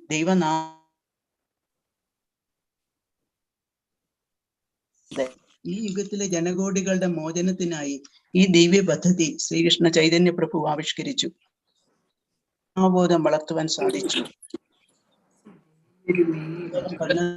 ഭാവയതാനേന തേ ദേവ ഭാവയന്തുവ പരസ്പരം ഭാവയന്ത ശ്രേയ പരമമാപ്സസദ. ദേവന്മാർ യജ്ഞം കൊണ്ട് സന്തുഷ്ടരായാൽ നിങ്ങളെ അവർ സന്തുഷ്ടരാക്കും. ഇങ്ങനെ പരസ്പര പ്രീണിതരായിക്കൊണ്ട് രണ്ടു കൂട്ടരും പരമശ്രേയസ് അനുഭവിക്കാം. രണ്ടു കൂട്ടർക്കും പരമശ്രേയസ് ഏൽപ്പിച്ച ഭരണകർത്താക്കൾ ഭഗവത് ശരീരത്തിന്റെ വിവിധ ഭാഗങ്ങളിൽ സ്ഥിതി ചെയ്യുന്ന കർമ്മചാരികളാണ് അവർ. വായു, വെളിച്ചം, വെള്ളം മുതലായ നിർദ്ധാരണത്തിനുള്ളതെല്ലാം വിതരണം ചെയ്യാൻ അധികാരപ്പെടുത്തുന്നു. അവരുടെ യജ്ഞാനുഷ്ഠാനങ്ങളെ ആശ്രയിച്ചിരിക്കുന്നു. യജ്ഞങ്ങളെ ദേവന്മാരെ പ്രീതിപ്പെടുത്തുമ്പോൾ സർവയജ്ഞോപഭോക്താവ് എന്ന നിലയിൽ വിഷ്ണു പൂജിക്കപ്പെടുന്നു. ഭോക്താനം സർവയജ്ഞാനം എന്ന് ഭഗവത്ഗീത ഊന്നി പറയുന്നതും യജ്ഞഭോക്താവ് കൃഷ്ണൻ തന്നെയാണ് എന്നാണ്. അതുകൊണ്ട് യജ്ഞപതിയുടെ ആത്യന്തികമായ സംപ്രീതിയാണ് എല്ലാ യജ്ഞങ്ങളുടെയും പ്രധാന ഉദ്ദേശം. യജ്ഞങ്ങൾ പിഴവില്ലാതെ നടക്കുന്നത് കൊണ്ട് വിതരണത്തിന്റെ വിവിധ വിഭാഗങ്ങൾക്ക് ചുമതലപ്പെട്ട ദേവന്മാർ തൃപ്തരാകുന്നു. പ്രകൃതി നടക്കുന്നു. യജ്ഞാനുഷ്ഠാനം കൊണ്ട് ഭക്ഷ്യവസ്തുക്കൾ ശുദ്ധീകരിക്കുന്നു. ആ ശുദ്ധീകൃത ആഹാരങ്ങൾ ഭക്ഷിക്കുന്നവരുടെ ജീവിതവും പവിത്രമാകുന്നു. ജീവിതശുദ്ധി സ്മരണമണ്ഡലത്തിലുള്ള സൂക്ഷ്മകോശങ്ങളെ ശുദ്ധീകരിക്കുന്നു. സ്മരണശുദ്ധി വന്നാൽ മുക്തിമാർഗ ചിന്ത ആരംഭിക്കുന്നു. ഇതെല്ലാം ഒത്തിണങ്ങി വന്നാൽ കൃഷ്ണാവബോധത്തിലേക്ക് വഴിയൊരുങ്ങുന്നു. ജീവിതത്തിൽ വിവിധങ്ങളായ ആവശ്യങ്ങളുടെ ചുമതല വഹിക്കുന്ന ദേവന്മാർ യജ്ഞത്താൽ സന്തുഷ്ടരായി അവശ്യ വിഭവങ്ങളെല്ലാം മനുഷ്യർക്ക് നൽകും. ഈ അനുഗ്രഹങ്ങളെ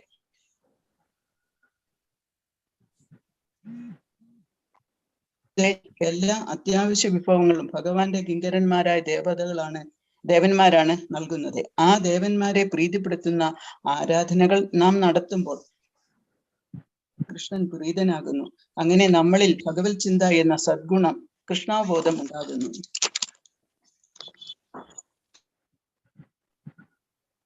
മുച്ചിന്തേ സർവഗിൽബിഷൈ കുഞ്ചദേതേ ത്വഹം പാവേയേ ഭജന്ത്യാത്മാ കാരണാ. യജ്ഞത്തിൽ നിവേദിക്കപ്പെടുന്ന അന്നം ഭുജിക്കുന്നത് കൊണ്ട് ഭഗവത് ഭക്തന്മാർ സർവ്വപാപങ്ങളിൽ നിന്ന് മുക്തരാകുന്നു. ആസ്വദിക്കാൻ വേണ്ടി മാത്രം ഭക്ഷണം ഉണ്ടാക്കുന്നവർ പാപത്തെയാണ് ഭുജിക്കുന്നത്. ഭഗവാനെ നിവേദിച്ച ഭക്ഷ്യവസ്തു കഴിക്കുവാൻ പരമാവധി നാം ശ്രദ്ധിക്കുക. ശ്രവണം, കീർത്തനം, സ്മരണം, അർച്ചനം എന്നിങ്ങനെ പലവിധ ഭഗവത് സേവന യജ്ഞം നടത്തി കൃഷ്ണാബോധം നേടുക. അന്നാത് ഭവന്തി ഭൂതാനി പർജന്യ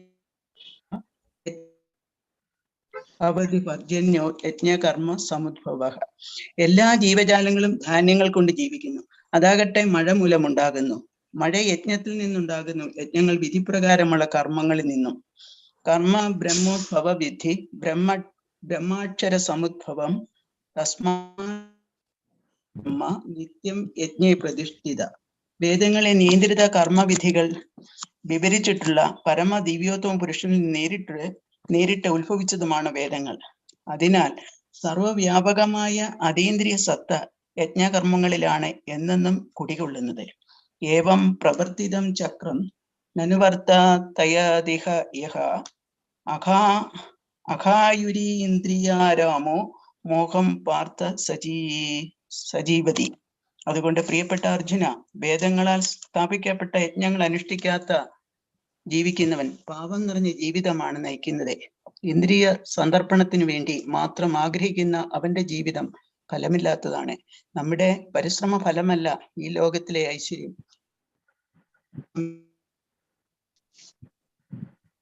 കൊണ്ട് വേദത്തിൽ പറയുന്ന പ്രകാരം അതാത് ദേവന്മാർക്കായി യഥാസമയം യജ്ഞങ്ങൾ നടത്തപ്പെടുന്നു. യജ്ഞാനുഷ്ഠാനത്തിൽ പരിശീലനം സിദ്ധിച്ചവർ തീർച്ചയായും കൃഷ്ണാബോധം നേടുന്നു. ദേവാലയത്തിലൂടെ നേടാമെന്നുള്ള പ്രസ്താവ്യം ഇങ്ങനെ സാധ്യതമാകുന്നു. ഹരേ കൃഷ്ണ മാതാജി. ഹരേ കൃഷ്ണ. നാലാമത്തെ ചോദ്യം ഇന്ദു മാതാജിയാ. അല്ല, ഞാൻ വിശാലാക്ഷിയാണ് നാലാമത്തെ. പ്രിപ്പയർ ചെയ്തത്. എക്സ്ക്യൂസ് മീ, ആ വിശാലാക്ഷി 3.3 നാലാമത്തെ ചോദ്യം. പ്രിപ്പയർ ചെയ്തിരുന്നു. അപ്പൊ എനിക്കത് പ്രസന്റ് ആവും. എന്താ മാതാജി, എന്തു മാതാജി പറഞ്ഞത്? ഞാനും അധ്യായം 3-ലെ 3-ാമത്തെ ക്വസ്റ്റ്യൻ തന്നെയായിരുന്നു ഞാനും പ്രിപ്പയർ ചെയ്തിരുന്നത്. അപ്പൊ അത് നാളെ പ്രസന്റ് ചെയ്യാമോന്ന് ചോദിച്ചു. അതും ഞാൻ വേറെ എടുക്കണം ക്വസ്റ്റ്യൻ. അതെയോ? ആ മാറിപ്പോയോ? അപ്പൊ നാളെ പ്രസന്റ് ചെയ്യും മാതാജി എന്തായാലും ഇത്തവണ. അങ്ങനെ ഇനി രണ്ടാമത് എഴുതണ്ടേ? നാളെ അത് പ്രസന്റ് ചെയ്യും മാതാജി കേട്ടോ. ഓക്കെ, അപ്പൊ ശരി. വിശാലാക്ഷി മാതാജി വായിക്കും മാതാജി. ഓം നമോ ഭഗവതേ വാസുദേവായ. നാലാമത്തെ ചോദ്യം. ഭഗവത്ഗീത അധ്യായം 3-ൽ 20-24 ശ്ലോകങ്ങൾ, ഭാവാർത്ഥങ്ങൾ എന്നിവയെ പരാമർശിച്ച് രാജവംശത്തിന്റെ നാശത്തെക്കുറിച്ചുള്ള അർജുനന്റെ വാദത്തോടുള്ള കൃഷ്ണന്റെ പ്രതികരണം വിവരിക്കുക. ശ്ലോകം 20.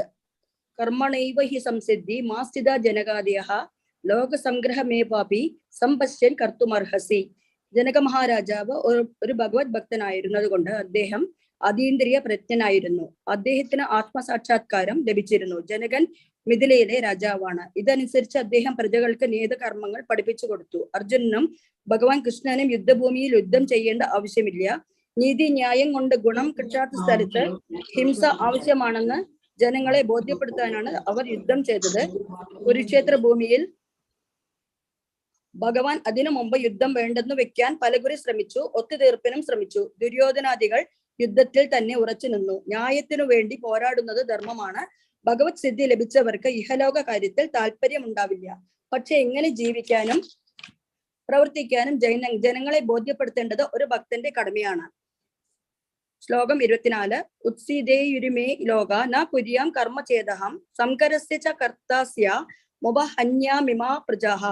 ഞാൻ കർമ്മം ചെയ്യാതിരുന്നാൽ ഈ ലോകം നശിച്ചു പോകും. ജാതികലർപ്പിന്റെ കർത്താവായി തീർന്ന് ഞാൻ കാരണം പ്രജകൾ ദുഷിക്കുകയും ചെയ്യും. ഈ സാമൂഹ്യ അസ്വാസ്ഥ്യത്തെ തടയാൻ വേണ്ടി ആധ്യാത്മിക പുരോഗതിക്കും വേണ്ടി യോജിച്ച വിധം ചില ചിട്ടകളും നിബന്ധനകളും ഏർപ്പെടുത്തിയത്. ഭഗവാൻ അവതരിക്കുമ്പോൾ പ്രധാന അനുഷ്ഠാനങ്ങളും അതിന്റെ അന്തസ്സും പരിപാലിക്കുവാൻ ഈ നിബന്ധനകൾ അനുസരിക്കുന്നു. അനേകായിരം ജീവകോടികൾ വഴിപിടിച്ചു പോകുന്നതിന്റെ ഉത്തരവാദിത്വം ഭഗവാനുണ്ട്. ധർമ്മം നടക്കാതെ വരുമ്പോൾ ഭഗവാൻ അവതരിച്ച് തെറ്റുതിരുത്തുന്നു. ഭഗവാന്റെ കാൽപാത പിന്തുടരുകയാണ് വേണ്ടത്, അല്ലാതെ അദ്ദേഹത്തെ അനുകരിക്കലല്ല. ഗോവർദ്ധന പർവ്വതം ഭഗവാൻ ഉയർത്തിപ്പിടിച്ചു എന്ന് വെച്ച് നമുക്ക് അങ്ങനെ ചെയ്യാൻ സാധ്യമല്ല. ഭഗവാന്റെ നിർദ്ദേശം അനുസരിക്കണം, ഒരിക്കലും അനുകരിക്കേണ്ടതില്ല.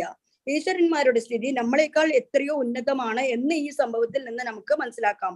എന്തെന്നാൽ സൂര്യചന്ദ്രന്മാരുടെ ചലനങ്ങൾ ഭഗവാന്റെ കൈകളിലാണ്. ശിവൻ സമുദ്രത്തോളം തന്നെ വിഷം കുടിച്ചു തീർത്തു. പക്ഷേ മനുഷ്യൻ അതിൽ നിന്നും ഒരു തുള്ളി വിഷം കുടിച്ചാൽ മരിച്ചതു തന്നെ. മനുഷ്യൻ ശിവന്റെ പ്രവൃത്തികളെ അനുകരിക്കുന്നു, അതുമൂലം മരണത്തെ ക്ഷണിച്ചു വരുത്തുകയാണ് എന്ന് അവൻ അറിയുന്നില്ല.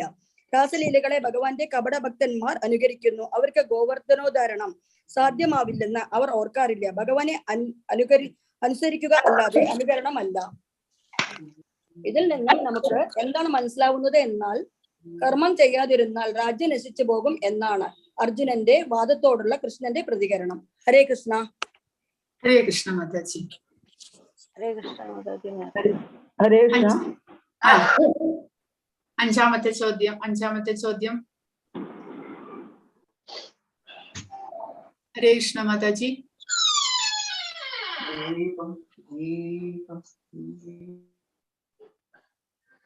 വിജയനാനു മാതാജിയാണ് അഞ്ചാമത്തേത്.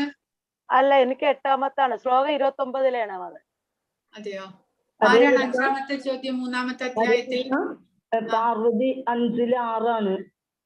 5-6. അപ്പോൾ 5-5 3-6. 3-6. അപ്പൊ 3-5 വന്നിട്ടില്ല. ആരാണ് അഞ്ചാമത്തെ ചോദ്യം? ആർക്കാ കിട്ടിയിരിക്കണേ? അതാവും മാതാജി, റിപ്പീറ്റ് ആയി പോയിട്ടുണ്ടാവുക. അവരുടെ ആയിരിക്കുമായിരിക്കും. ഇന്ദു മാതാജി ആയിരിക്കും അല്ലേ?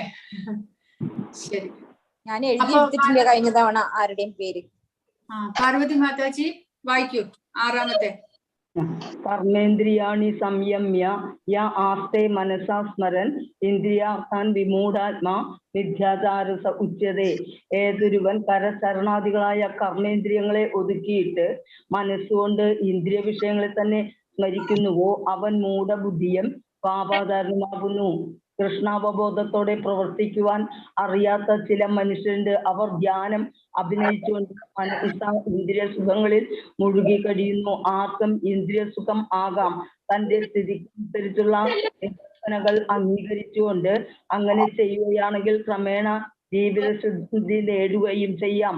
മറ്റൊരു തരത്തിൽ പറഞ്ഞാൽ ആത്മാർത്ഥതയുള്ള ഒരാൾ പ്രവർത്തന നിരതമായ ഇന്ദ്രിയങ്ങളെ മനസ്സിനാൽ നിയന്ത്രിക്കാൻ ശ്രമിച്ചുകൊണ്ട് ആസക്തി കൂടാതെ കൃഷ്ണാവബോധപരമായ കർമ്മങ്ങളിൽ ഏർപ്പെടുകയാണെങ്കിൽ അയാൾ ഉത്തമനാണ്.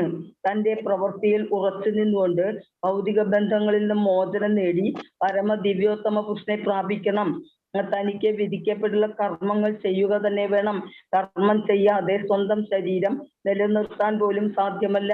നിഹിത കർമ്മങ്ങൾ ചെയ്യുന്നത് വഴി അവന്റെ ഹൃദയം ശുദ്ധീകരിക്കുകയും ഭൗതിക മാലിന്യങ്ങളിൽ നിന്ന് അവൻ മോചിക്കുകയും ചെയ്യും. ജീവനും ശരീരവും നിലനിർത്താൻ ഏതൊരാളും കർമ്മം ചെയ്യേണ്ടതാണ്. ഭൗതിക പ്രവണതകളെ ശുദ്ധീകരിക്കാതെ തന്നിഷ്ടപ്രകാരം കർമ്മം ഉപേക്ഷിക്കാൻ പാടില്ല.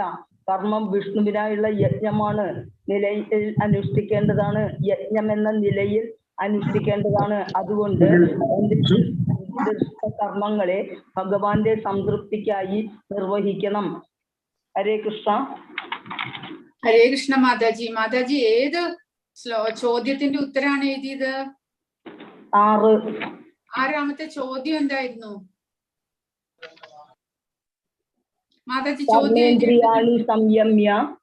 ഇല്ല, അത് ഇതിൽ കൊടുത്തിട്ടില്ലല്ലോ. അല്ല, ആറാമത്തെ ചോദ്യം ഭഗവത്ഗീത 3.24 ഭാവാർത്ഥത്തിലെ ഉദാഹരണങ്ങളെ പരാമർശിച്ച് അനുസരിക്കുന്നതും അനുകരിക്കുന്നതും തമ്മിലുള്ള വ്യത്യാസം വിവരിക്കുക.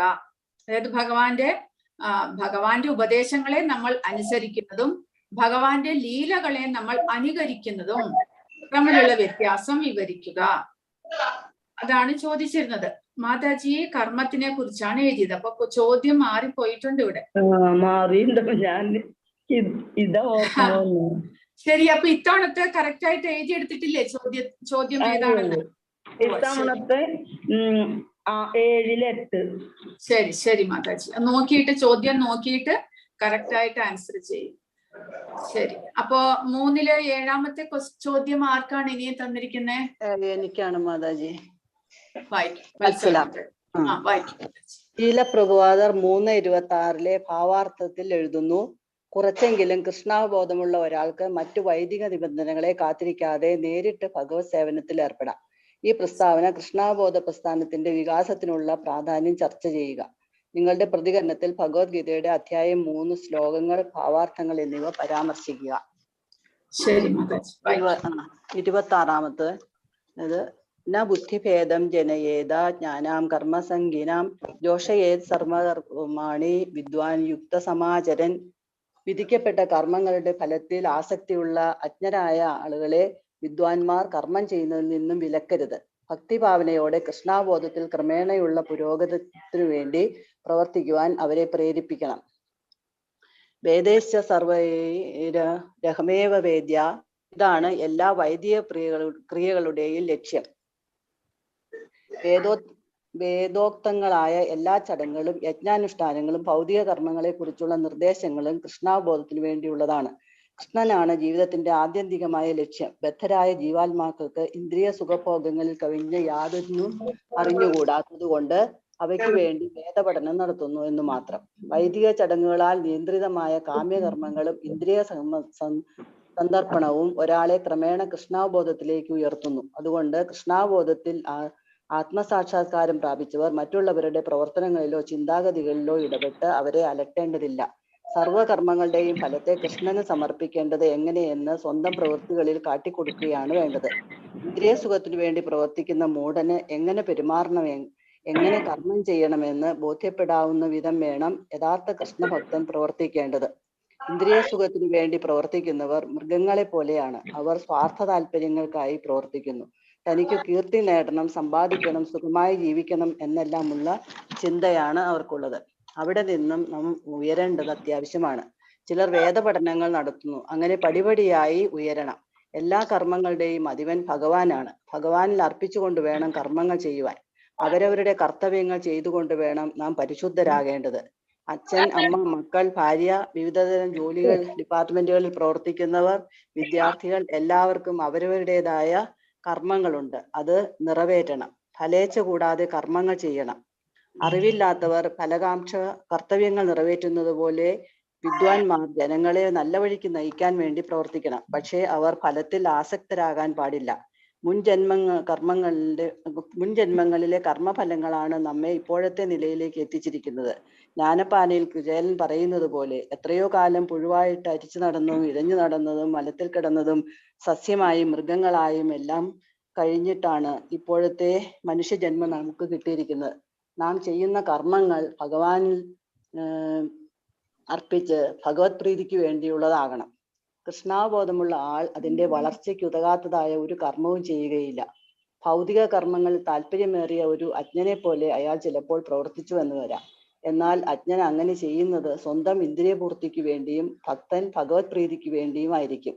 അതുകൊണ്ട് കർമ്മം ചെയ്യേണ്ടത് എങ്ങനെയെന്നും അതിന്റെ ഫലങ്ങൾ കൃഷ്ണാബോധത്തിന് ഉപയോഗപ്പെടുത്തേണ്ടത് എങ്ങനെയെന്നും ഭക്തന്മാർ ജനങ്ങൾക്ക് കാട്ടിക്കൊടുക്കണം. അവർ സാധാരണ ജനങ്ങൾക്ക് മാതൃകയായി ജീവിക്കണം.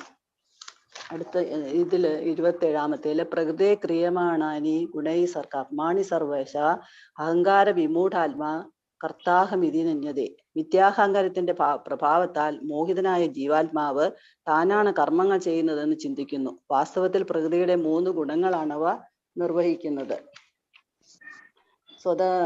സത്വ, രജോ, തമോ ഗുണങ്ങളാണ് അവ നിർവഹിക്കുന്നത്. ഈ കാര്യങ്ങളെല്ലാം മനസ്സിലാക്കി ഭഗവാനിൽ പൂർണ്ണമായും വിശ്വസിച്ച് പുണ്യകർമ്മങ്ങൾ ചെയ്ത് ശുദ്ധഭക്തരായി നാം ഭഗവത് ഗ്രാമത്തിലേക്ക് പ്രവേശിക്കുവാൻ തയ്യാറാകണം. അതിനുവേണ്ടി നാം സദാസമയവും ഹരേ കൃഷ്ണ കൃഷ്ണ കൃഷ്ണ ഹരേ ഹരേ, ഹരേ രാമ രാമ രാമ ഹരേ ഹരേ മന്ത്രം ജപിക്കണം എന്നാണ് ശീലപ്രഭുപാദർ ഈ ഭഗവത്ഗീത യഥാരൂപത്തിൽ കൂടി നമ്മളെ ഉദ്ബോധിപ്പിക്കുന്നത്. ഹരേ കൃഷ്ണ. ചിലപ്പോ ഇടാൻ പറയാ വായിക്കുമ്പോ ഉത്തരം എഴുതുക. ഹരേ കൃഷ്ണ മാതാജി. ഇനി 3-ൽ 8-ാമത്തെ ചോദ്യം ഞാനാണ് വിജയ മാതാജി. ശരി മാതാജി, വായിക്കൂ. ശ്രീല പ്രഭുപാദർ 3-ാം അധ്യായത്തിൽ 29-ലെ ശ്ലോകത്തിലെ ഭാവാർത്ഥത്തിൽ എഴുതുന്നു: ഭക്തന്മാരാകട്ടെ ഭഗവാന്റെ ഉദ്ദേശം എന്തെന്ന് അറിയാവുന്നത് കൊണ്ട് അദ്ദേഹത്തെക്കാൾ കനിവ് കാട്ടുന്നു. ഈ പ്രസ്താവന കൃഷ്ണാവബോധത്തിന്റെ പ്രചാരണത്തിലുള്ള പ്രാധാന്യം ചർച്ച ചെയ്യുക. നിങ്ങളുടെ പ്രതികരണത്തിൽ ശ്ലോകവും ഭാവാർത്ഥവും പരാമർശിക്കുക. പ്രകൃതേർ ഗുണസമ്മൂഢ സഞ്ജന്തേ ഗുണകർമ്മസു താന കൃഷ്ണവിദോ മന്ദാൻ കൃഷ്ണവിന്ന വിജാലയേത്. അർത്ഥം: ശ്രീമദ് ഭഗവത്ഗീത ഒരു പരമരഹസ്യമായ വിഷയമാണ്. ഇത് ശ്രീകൃഷ്ണ ഭഗവാൻ അർജുനനെ നിമിത്തമാക്കിക്കൊണ്ട് എല്ലാ ജീവജാലങ്ങളുടെയും നന്മയ്ക്കായിട്ടുള്ളതാണ്. എന്നാൽ ആരാണോ ഭഗവാന് ശരണമടഞ്ഞ് ശ്രദ്ധയോടും ഭക്തിയോടും കൂടി ഇതിനെ അഭ്യസിക്കുന്നത് ആ വ്യക്തിക്ക് മാത്രമേ ഇതിന്റെ പ്രഭാവത്തെ പറ്റി അറിയുകയുള്ളൂ. പക്ഷേ മാനവ സമുദായം പ്രകൃതിയെ ത്രിഗുണങ്ങളാൽ മോഹിതരായി അജ്ഞാനികൾ ഭൗതിക കർമ്മങ്ങളിൽ വ്യാപൃതരാകുന്നു. അതുകൊണ്ട് അവർ അതിൽ ആസക്തരാവുകയും ചെയ്യുന്നു.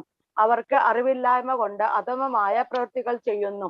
അതുകൊണ്ട് ഈ ശ്ലോകത്തിൽ പറയുന്ന അവരെ അഭിജ്ഞന്മാർ വിശുദ്ധരാക്കരുത് എന്നതാണ്. അജ്ഞാനികൾ കരുതുന്നത് ദേഹമാണ് ആത്മാവെന്നാണ് കരുതുന്നത്. അതുകൊണ്ട് അവർ പ്രകൃതിയുടെ ഗുണങ്ങളിൽ ആണ് സുഖം എന്നു കരുതി അതിൽ മുഴുകിയിരിക്കുന്നു. അവർക്ക് അറിഞ്ഞുകൂടാ ഭൗതിക പ്രകൃതി തരുന്ന ഒരു ഉപകാരമാണ് ഈ ശരീരമെന്ന്. ശരീരത്തോട് അത്യന്തം ആകൃഷ്ടമായ ഒരാൾക്ക് ആത്മാവിനെ കുറിച്ച് ചിന്തിക്കുന്നില്ല. അജ്ഞാനികൾ ഈ ശരീരം തന്നെ ഞാൻ എന്ന് കരുതി മറ്റുള്ളവരുമായി ശാരീരികമായുള്ള ബന്ധത്തെ ബന്ധുത്വമായി കരുതുന്നു. അവർ പിന്നെ നാടിനെ പൂജാർഹമായും മതാചാരങ്ങളെ ആത്യന്തിക ലക്ഷ്യങ്ങളായും കരുതുന്നു. സാമൂഹിക സേവനം, രാഷ്ട്രീയം, പരോപകാരം എന്നിവയിലാണ് ഭൗതികമായ കാര്യത്തിലാണ് അവർക്ക് കൂടുതൽ താല്പര്യം. ആത്മസാക്ഷാത്കാരം എന്നത് അവർക്ക് അറിയില്ല. ഭക്തി സേവനത്തിൽ അവർക്ക് താല്പര്യവും അറിയാനും താല്പര്യവും ഇല്ല. ആത്മീയ ജീവിതത്തെ കുറിച്ച് അറിവ് നേടിയവർ ഭൗതികതയിൽ മുഴുകിയവരെ ഉപദേശിച്ച് വഴി മാറാൻ ശ്രമിക്കരുതെന്ന് പറയുന്നുണ്ട്.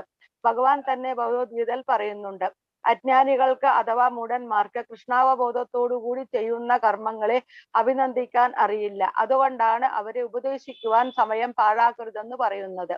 എന്നാൽ ഒരു ഭക്തൻ ആകട്ടെ ഭഗവാന്റെ ഉദ്ദേശം എന്തെന്ന് അറിയുന്നത് കൊണ്ട് അദ്ദേഹത്തെക്കാൾ കനിവ് കാട്ടുന്നു. അതായത് ഒരു ഭക്തൻ ഒരു മൂഢനെ അതായത് ഒരു അജ്ഞനെ ചെന്നു കണ്ട് കൃഷ്ണാവബോധം പറഞ്ഞു മനസ്സിലാക്കി അയാളെ ബോധവാനാക്കി തീർക്കാൻ പറ്റിയാൽ അത് ഒരു ഭക്തൻ ചെയ്യുന്ന ഏറ്റവും നല്ല കർമ്മമായിരിക്കും. ആ ഭക്തൻ സകല വിധത്തിലുള്ള ബുദ്ധിമുട്ടുകളും ഏറ്റെടുക്കുന്നു. അത്രയും അത്യാവശ്യമാണ് കൃഷ്ണാവബോധ പ്രവർത്തനം. അതുകൊണ്ടാണ് അയാളെ ശ്രവണത്തിലൂടെയോ അല്ലെങ്കിൽ നാമജപത്തിലൂടെയോ ഭഗവത് സേവനത്തിലേക്ക് എത്തിക്കാൻ കഴിഞ്ഞാൽ അത് ഏറ്റവും നല്ല സേവനമാണ്. ഒരു ഭക്തൻ അത് ചെയ്താൽ അത് ഭഗവാനാണ് ഏറ്റവും പ്രിയങ്കരമായിരിക്കും. ഇവിടെ ശ്രീല പ്രഭുപാദരുടെ ഭാവാർത്ഥത്തിൽ ഒരു ഉദാഹരണം പറയുന്നത്, ഒരു ഭക്തൻ പണ്ഡിതനായ ബ്രാഹ്മണനെയും ചണ്ടാലനെയും നായ പശു എല്ലാ ജീവജാലങ്ങളെയും ഒരുപോലെ കാണുന്നു എന്ന് ഭഗവത്ഗീതയിൽ പറയുന്നുണ്ട്. ഭഗവാൻ ഉപേക്ഷിക്കപ്പെട്ട ജഗായ് മതായ് അവർ കുറെ ചീത്ത സ്വഭാവമുള്ളവരായിരുന്നു. ശ്രീ നിത്യാനന്ദ പ്രഭു അവർക്ക് ഭഗവത് സേവനം പറഞ്ഞു കൊടുത്ത് അവർക്ക് മുക്തി നൽകി എന്ന് പറയുന്നുണ്ട്.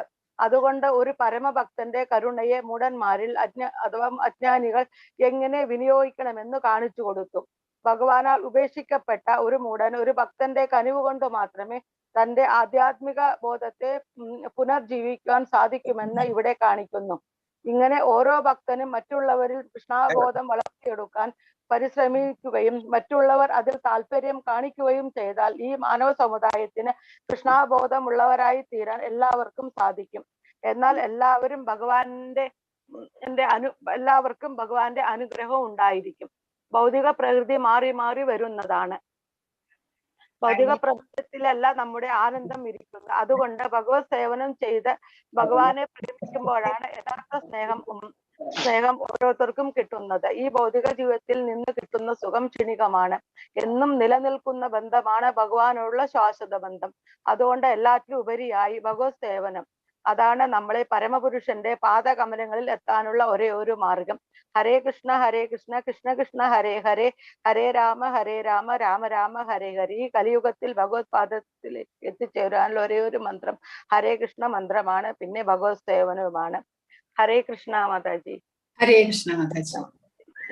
3-9. അപ്പൊ ബിനി മാതാജി 4-ാമത്തെ അധ്യായം നാളെയാണ് കേട്ടോ വായിക്കുന്നത് മാതാജി. ഇന്ന് 3-ാമത്തെ അധ്യായമാണ്. കൃഷ്ണ മാതാജി, അതേ ക്വസ്റ്റ്യൻ ആരോ അവിടെ കിട്ടിയെന്ന് ഇപ്പൊ ഗ്രൂപ്പിൽ പറഞ്ഞായിരുന്നു. അതുകൊണ്ട് എനിക്കൊരു ഡൗട്ട്, അത് ഒന്ന് ക്ലിയർ ചെയ്യാൻ വേണ്ടിയിട്ടാണ് ചോദിച്ചത്. 4-1. ആരോ ഇതിനകത്ത് പറയുന്നുണ്ടായിരുന്നു. 4-1. ആർക്കെങ്കിലും കിട്ടിയിട്ടുണ്ടോ എന്ന് ചോദിക്കോ മാതാജി?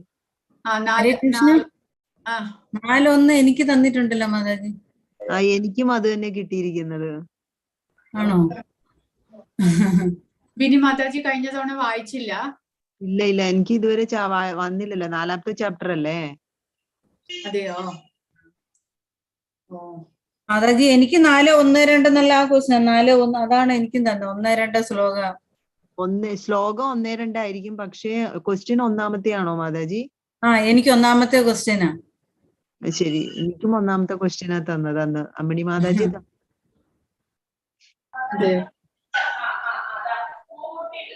നോക്കാം മാതാജി.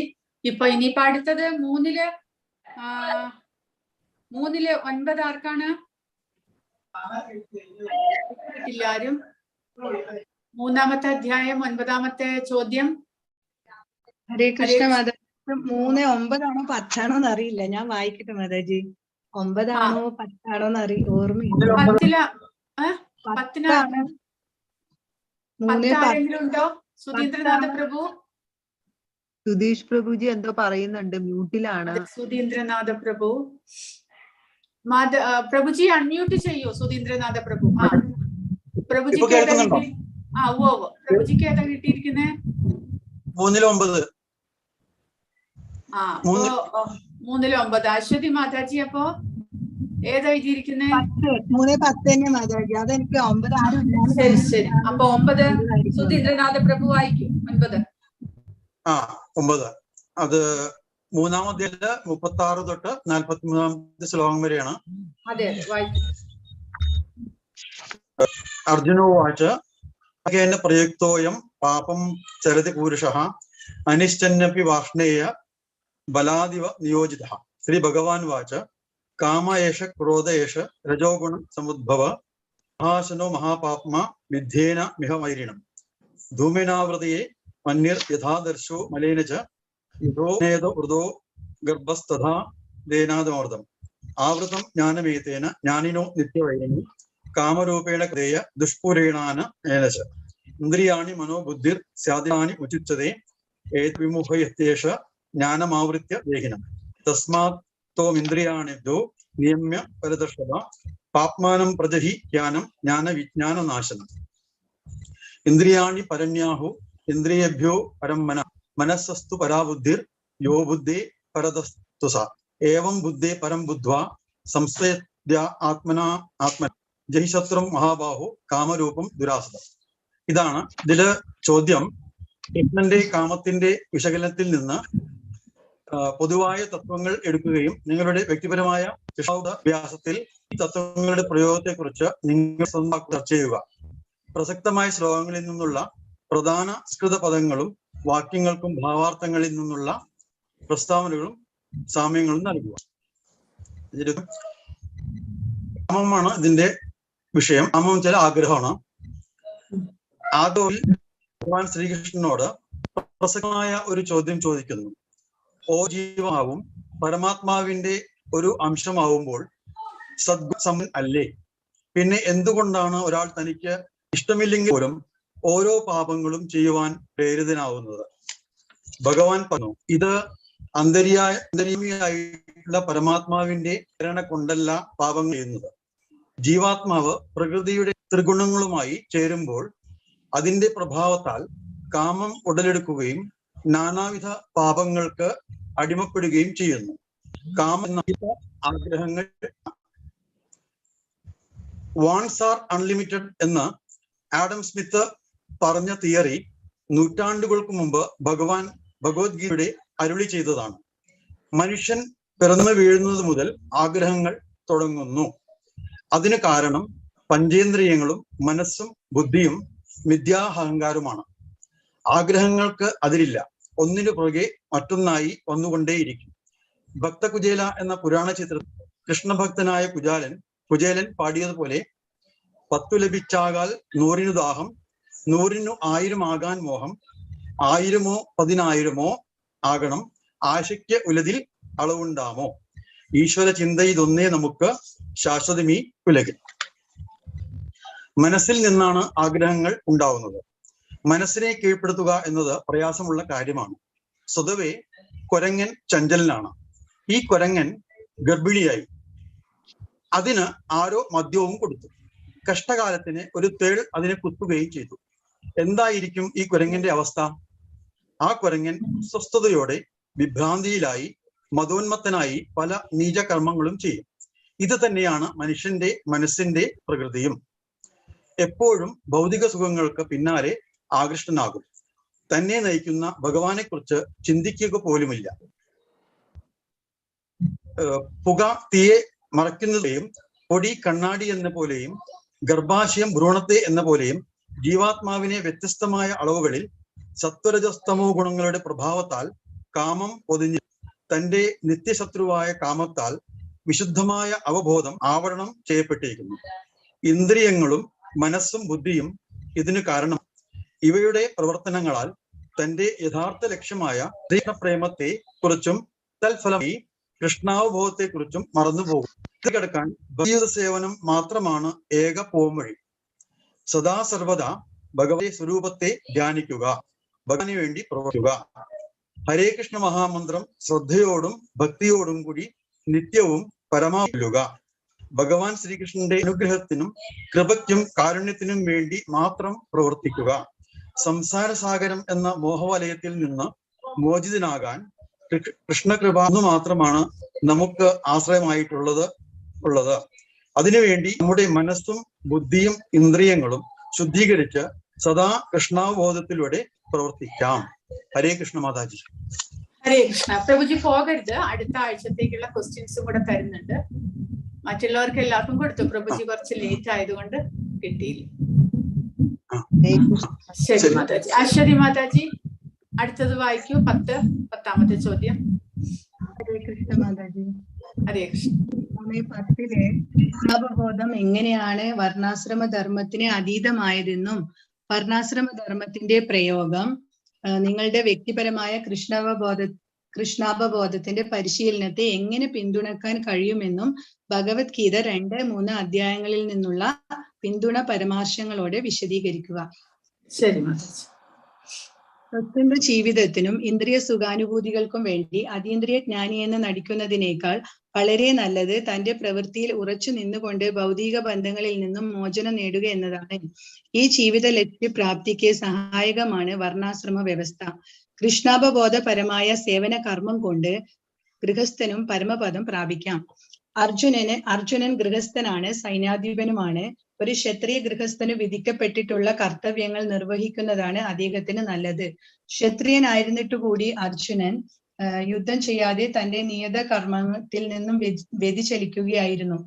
കർത്തവ്യ നിർവഹണത്തിൽ നിന്നുള്ള പിന്മാറ്റം ആത്മീയ വികാസത്തിന് സഹായകമല്ല. ക്ഷത്രിയന്റെ പുത്രൻ പൊരുതാൻ വിസമ്മതിക്കുന്ന പക്ഷം അയാൾ പേരിനു മാത്രമേ ക്ഷത്രിയനാകൂ. ഒരു ബ്രാഹ്മണ പുത്രൻ നീച കർമ്മങ്ങൾ ചെയ്താൽ അയാളും പേരിനു മാത്രമേ ബ്രാഹ്മണനാകുന്നുള്ളൂ. കർമ്മം വിഷ്ണുവിനായുള്ള യജ്ഞം എന്ന നിലയിൽ അനുഷ്ഠിക്കേണ്ടതാണ്, അല്ലെങ്കിൽ അത് ഭൗതിക ലോകത്തോട് കൂടുതൽ ബന്ധിപ്പിക്കുന്നു. വർണ്ണാശ്രമ ധർമ്മ വ്യവസ്ഥയുടെ ലക്ഷ്യവും വിഷ്ണുവിനെ തൃപ്തിപ്പെടുത്തലാണ്. ശാരീരിക തലത്തിൽ സ്വധർമ്മത്തെ വർണ്ണാശ്രമ ധർമ്മം എന്ന് പറയുന്നു. ആത്മജ്ഞാനത്തിലേക്കുള്ള ചവിട്ടുപടിയാണിത്. സ്വാഭാവിക കർമ്മത്തിന്റെ അടിസ്ഥാനത്തിലാണ് 4 വർണ്ണങ്ങൾ. വ്യക്തിയുടെ കർമ്മത്തിന്റെ അടിസ്ഥാനത്തിലാണ് വർണ്ണം, അല്ലാതെ ജന്മത്തിന്റെ അടിസ്ഥാനത്തിലല്ല. ഇങ്ങനെയെല്ലാം പ്രവർത്തിക്കുന്നവരാണ്, അല്ലാതെ ഇങ്ങനെയേ ഒരു ശൂദ്രനല്ല ബ്രാഹ്മണൻ പ്രവർത്തിക്കാവൂ എന്നില്ല. അവർ ചെയ്യുന്ന കർമ്മത്തിന്റെ ഇതനുസരിച്ചിട്ടാണ് ബ്രാഹ്മണൻ, ശൂദ്രൻ എന്നിങ്ങനെ 4 വർണ്ണങ്ങൾ തിരിച്ചിട്ടുള്ളത്. ബ്രാഹ്മണൻ എന്ന വ്യക്തിയുടെ മകൻ ശൂദ്രത്വം പ്രവർത്തിച്ചാൽ അയാൾ ശൂദ്രനും, ശൂദ്രന്റെ മകൻ ബ്രാഹ്മണത്വമാണ് പ്രവർത്തിക്കുന്നതെങ്കിൽ അയാൾ ബ്രാഹ്മണ തുല്യനുമാവുന്നു. അന്യർക്ക് വിധിക്കപ്പെട്ടിട്ടുള്ള കർമ്മങ്ങൾ നിർവഹിക്കുകയല്ല, സ്വകർത്തവ്യങ്ങൾ പൂർണ്ണമായ കൃഷ്ണാവബോധത്തോടെ നിറവേറ്റുകയാണ് ഒരാൾ ചെയ്യേണ്ടത്. ഒരു ബ്രാഹ്മണൻ സ്വാത്വിക സ്വഭാവിയാകയാൽ ഹിംസാ തൽപരനല്ല. ക്ഷത്രിയനാകട്ടെ രജോഗുണ സ്വഭാവിയാണ്, അയാൾക്ക് ഹിംസ അനുവദനീയമാണ്. ബ്രാഹ്മണൻ കൃഷ്ണാവബോധത്തിന്റെ അത്യുന്നതാവസ്ഥയിൽ ക്ഷത്രിയനും അതുപോലെ ക്ഷത്രിയൻ ബ്രാഹ്മണനെ പോലെയും പ്രവർത്തിക്കാറുണ്ട്. ഉദാഹരണമാണ്, വിശ്വാമിത്രൻ മഹർഷി ക്ഷത്രിയനായിരുന്നു എങ്കിലും ബ്രാഹ്മണനെ പോലെ പ്രവർത്തിച്ചു. അതേപോലെ പരശുരാമൻ ബ്രാഹ്മണനായിരുന്നിട്ടും പിന്നീട് ക്ഷത്രിയ വൃത്തിയിലാണ് ഏർപ്പെട്ടത്. അതീന്ദ്രിയ നിലയിലായിരുന്നത് കൊണ്ട് അവർക്ക് അങ്ങനെ ചെയ്യാം. പക്ഷേ ഭൗതിക തലത്തിൽ ഇരിക്കെ പ്രകൃതി ഗുണാനുസൃതമായി തന്നെ കൃഷ്ണാവബോധം ഉൾക്കൊണ്ട് പ്രവർത്തിക്കണം. ആത്മീയ ഗുരുവിന്റെ സഹായത്തോടെ കൃഷ്ണാവബോധം കൈവന്ന ഒരാൾ ത്രിഗുണങ്ങൾക്ക് അതീതനാവും.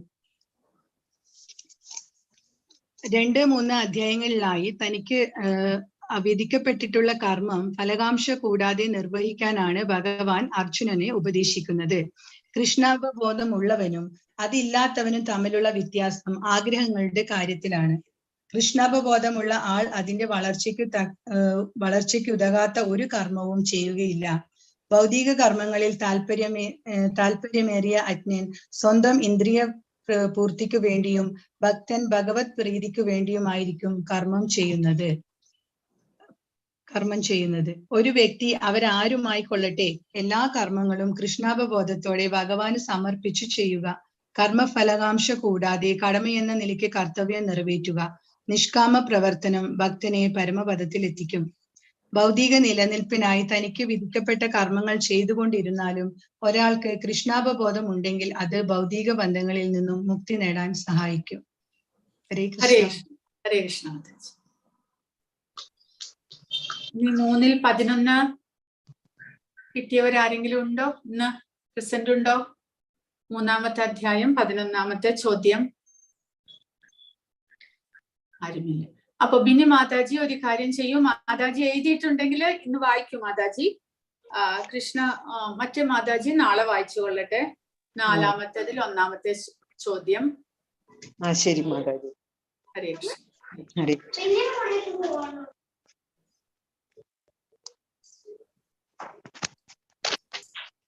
ഹരേ കൃഷ്ണ മാതാജി. കൃഷ്ണ മാതാജി നാളെ വായിക്കൂ കേട്ടോ. ഞാൻ നാളെ വായിക്കണോ? അതെ, 4-ാമത്തെ അധ്യായം നാളെയാണ് ആക്ച്വലി വായിക്കേണ്ടത്. ഇന്ന് 3-ാമത്തെ അധ്യായമാണ്.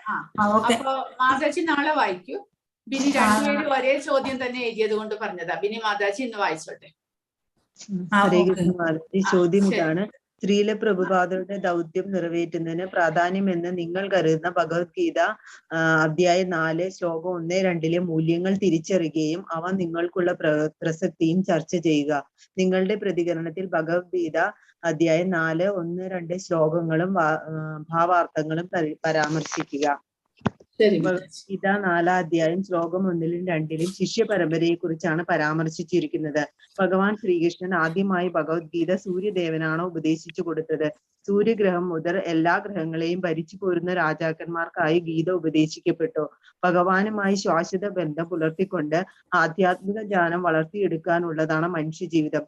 കാമത്തിൽ നിന്നും ഭൗതിക ബന്ധങ്ങളിൽ നിന്നും മോചനം ലഭിക്കുന്നതിനായി മനുഷ്യർ ഭഗവത്ഗീതാശാസ്ത്രം അറിഞ്ഞിരിക്കേണ്ടതാണ്. ജനങ്ങൾക്ക് ഈ മഹത്തായ ശാസ്ത്രത്തിന്റെ സഹായത്തോടെ മനുഷ്യജന്മം യഥാവസരം ഉപയോഗപ്പെടുത്തി ജീവിത വിജയം കൈവരിക്കാം. ഈ ലക്ഷ്യം മുൻനിർത്തിക്കൊണ്ട് ജനങ്ങൾക്കിടയിൽ കൃഷ്ണാബോധം പ്രചരിപ്പിക്കാൻ എല്ലാ ഭരണകർത്താക്കൾക്കും ബാധ്യതയുണ്ട്. മഹാഭാരതം ശാന്തി പർവത്തിൽ ഗീതയുടെ ചരിത്രം ഇങ്ങനെ വിവരിക്കുന്നു: ത്രേത്രായുഗാദൗ തതോ വിവസ്വാൻ മനവേ ദദൗ മനുഷ്യലോക ഭൃത്യർത്ഥം സുധാ ഇശ്വാഗവേ ദദൗ ഇശ്വാഗുണാ ച കഥിതോ വ്യാപ്യ ലോകാവനസ്ഥിത. ഭഗവാനുമായുള്ള ബന്ധത്തിന്റെ ഈ ശാസ്ത്രം യുഗത്തിൽ വിവസ്വാൻ മനുവിനും മനു സുപുത്രനായ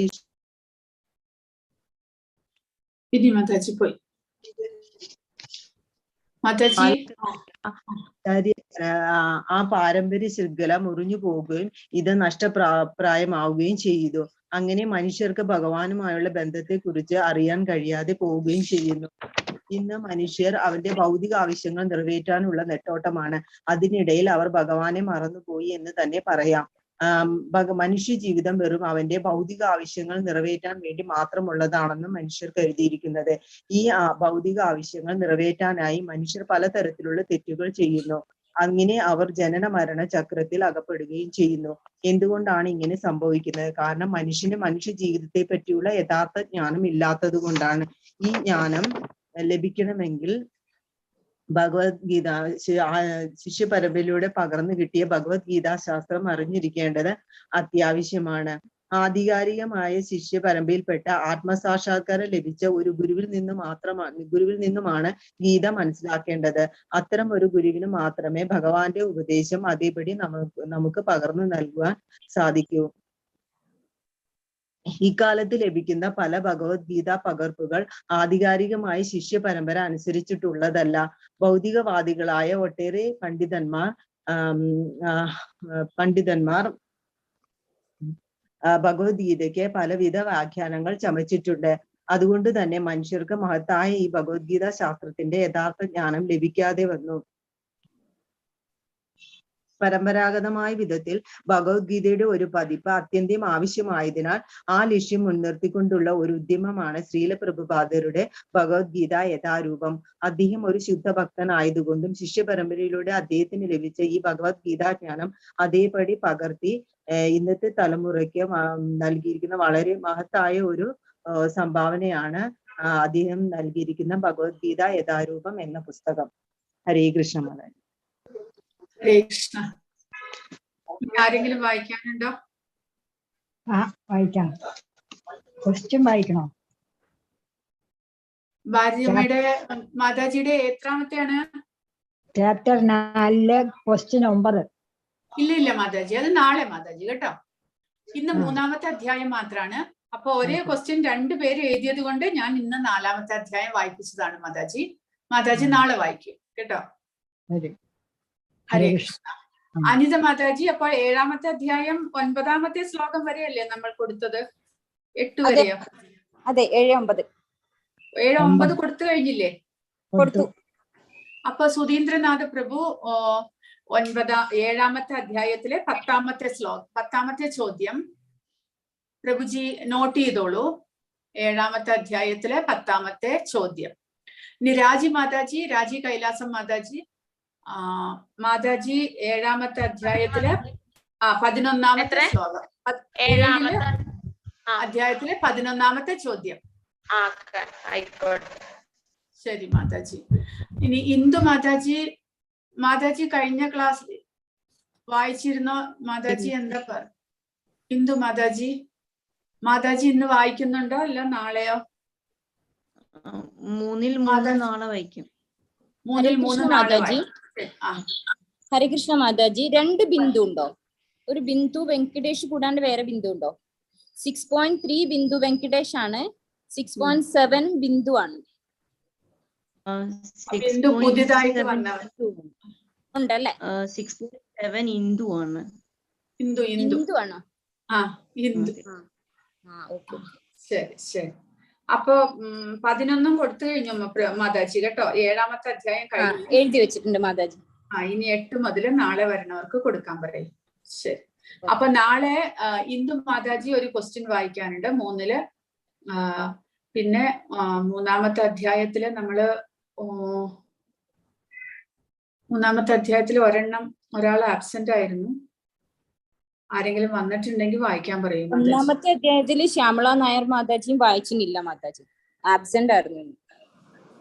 1ാമത്തെയോ? അതെ, അന്ന് എഴുതിയില്ല, പറഞ്ഞല്ലോ അന്ന് എഴുതാൻ പറ്റിയില്ല, സുഖമില്ലാണ്ടായി. ഇന്ന് 5ാമത്തെ ശ്ലോകം ഇന്ദു മാതാജി നാളെ വായിക്കുന്നുണ്ട്. അത് മാത്രം. ശരി. ഇനി ആർക്കെങ്കിലും എന്തെങ്കിലും ചോദ്യങ്ങളോ സംശയങ്ങളോ ഉണ്ടോ? ആരെല്ലാം ഇനിയിപ്പോ വൃന്ദാവനത്തിലേക്ക് ആരൊക്കെ വരുന്നുണ്ട്? ആരൊക്കെ പോകുന്നു? മറ്റേ 7ാമത്തെ അതിലെ ചോദ്യത്തിൽ അതിന്റെ ചോദ്യം ഉണ്ടോ? അതിലിട്ടുണ്ടോ?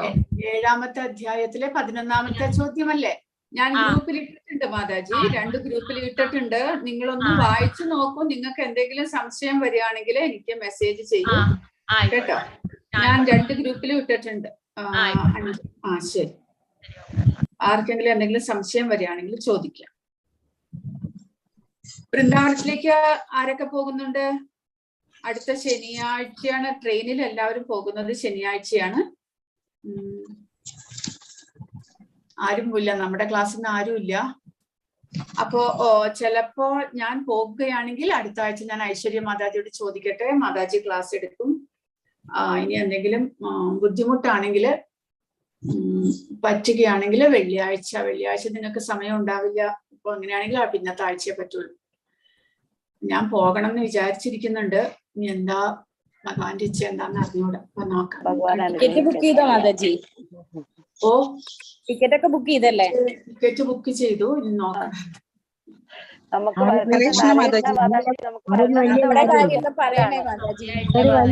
അത് ശരി.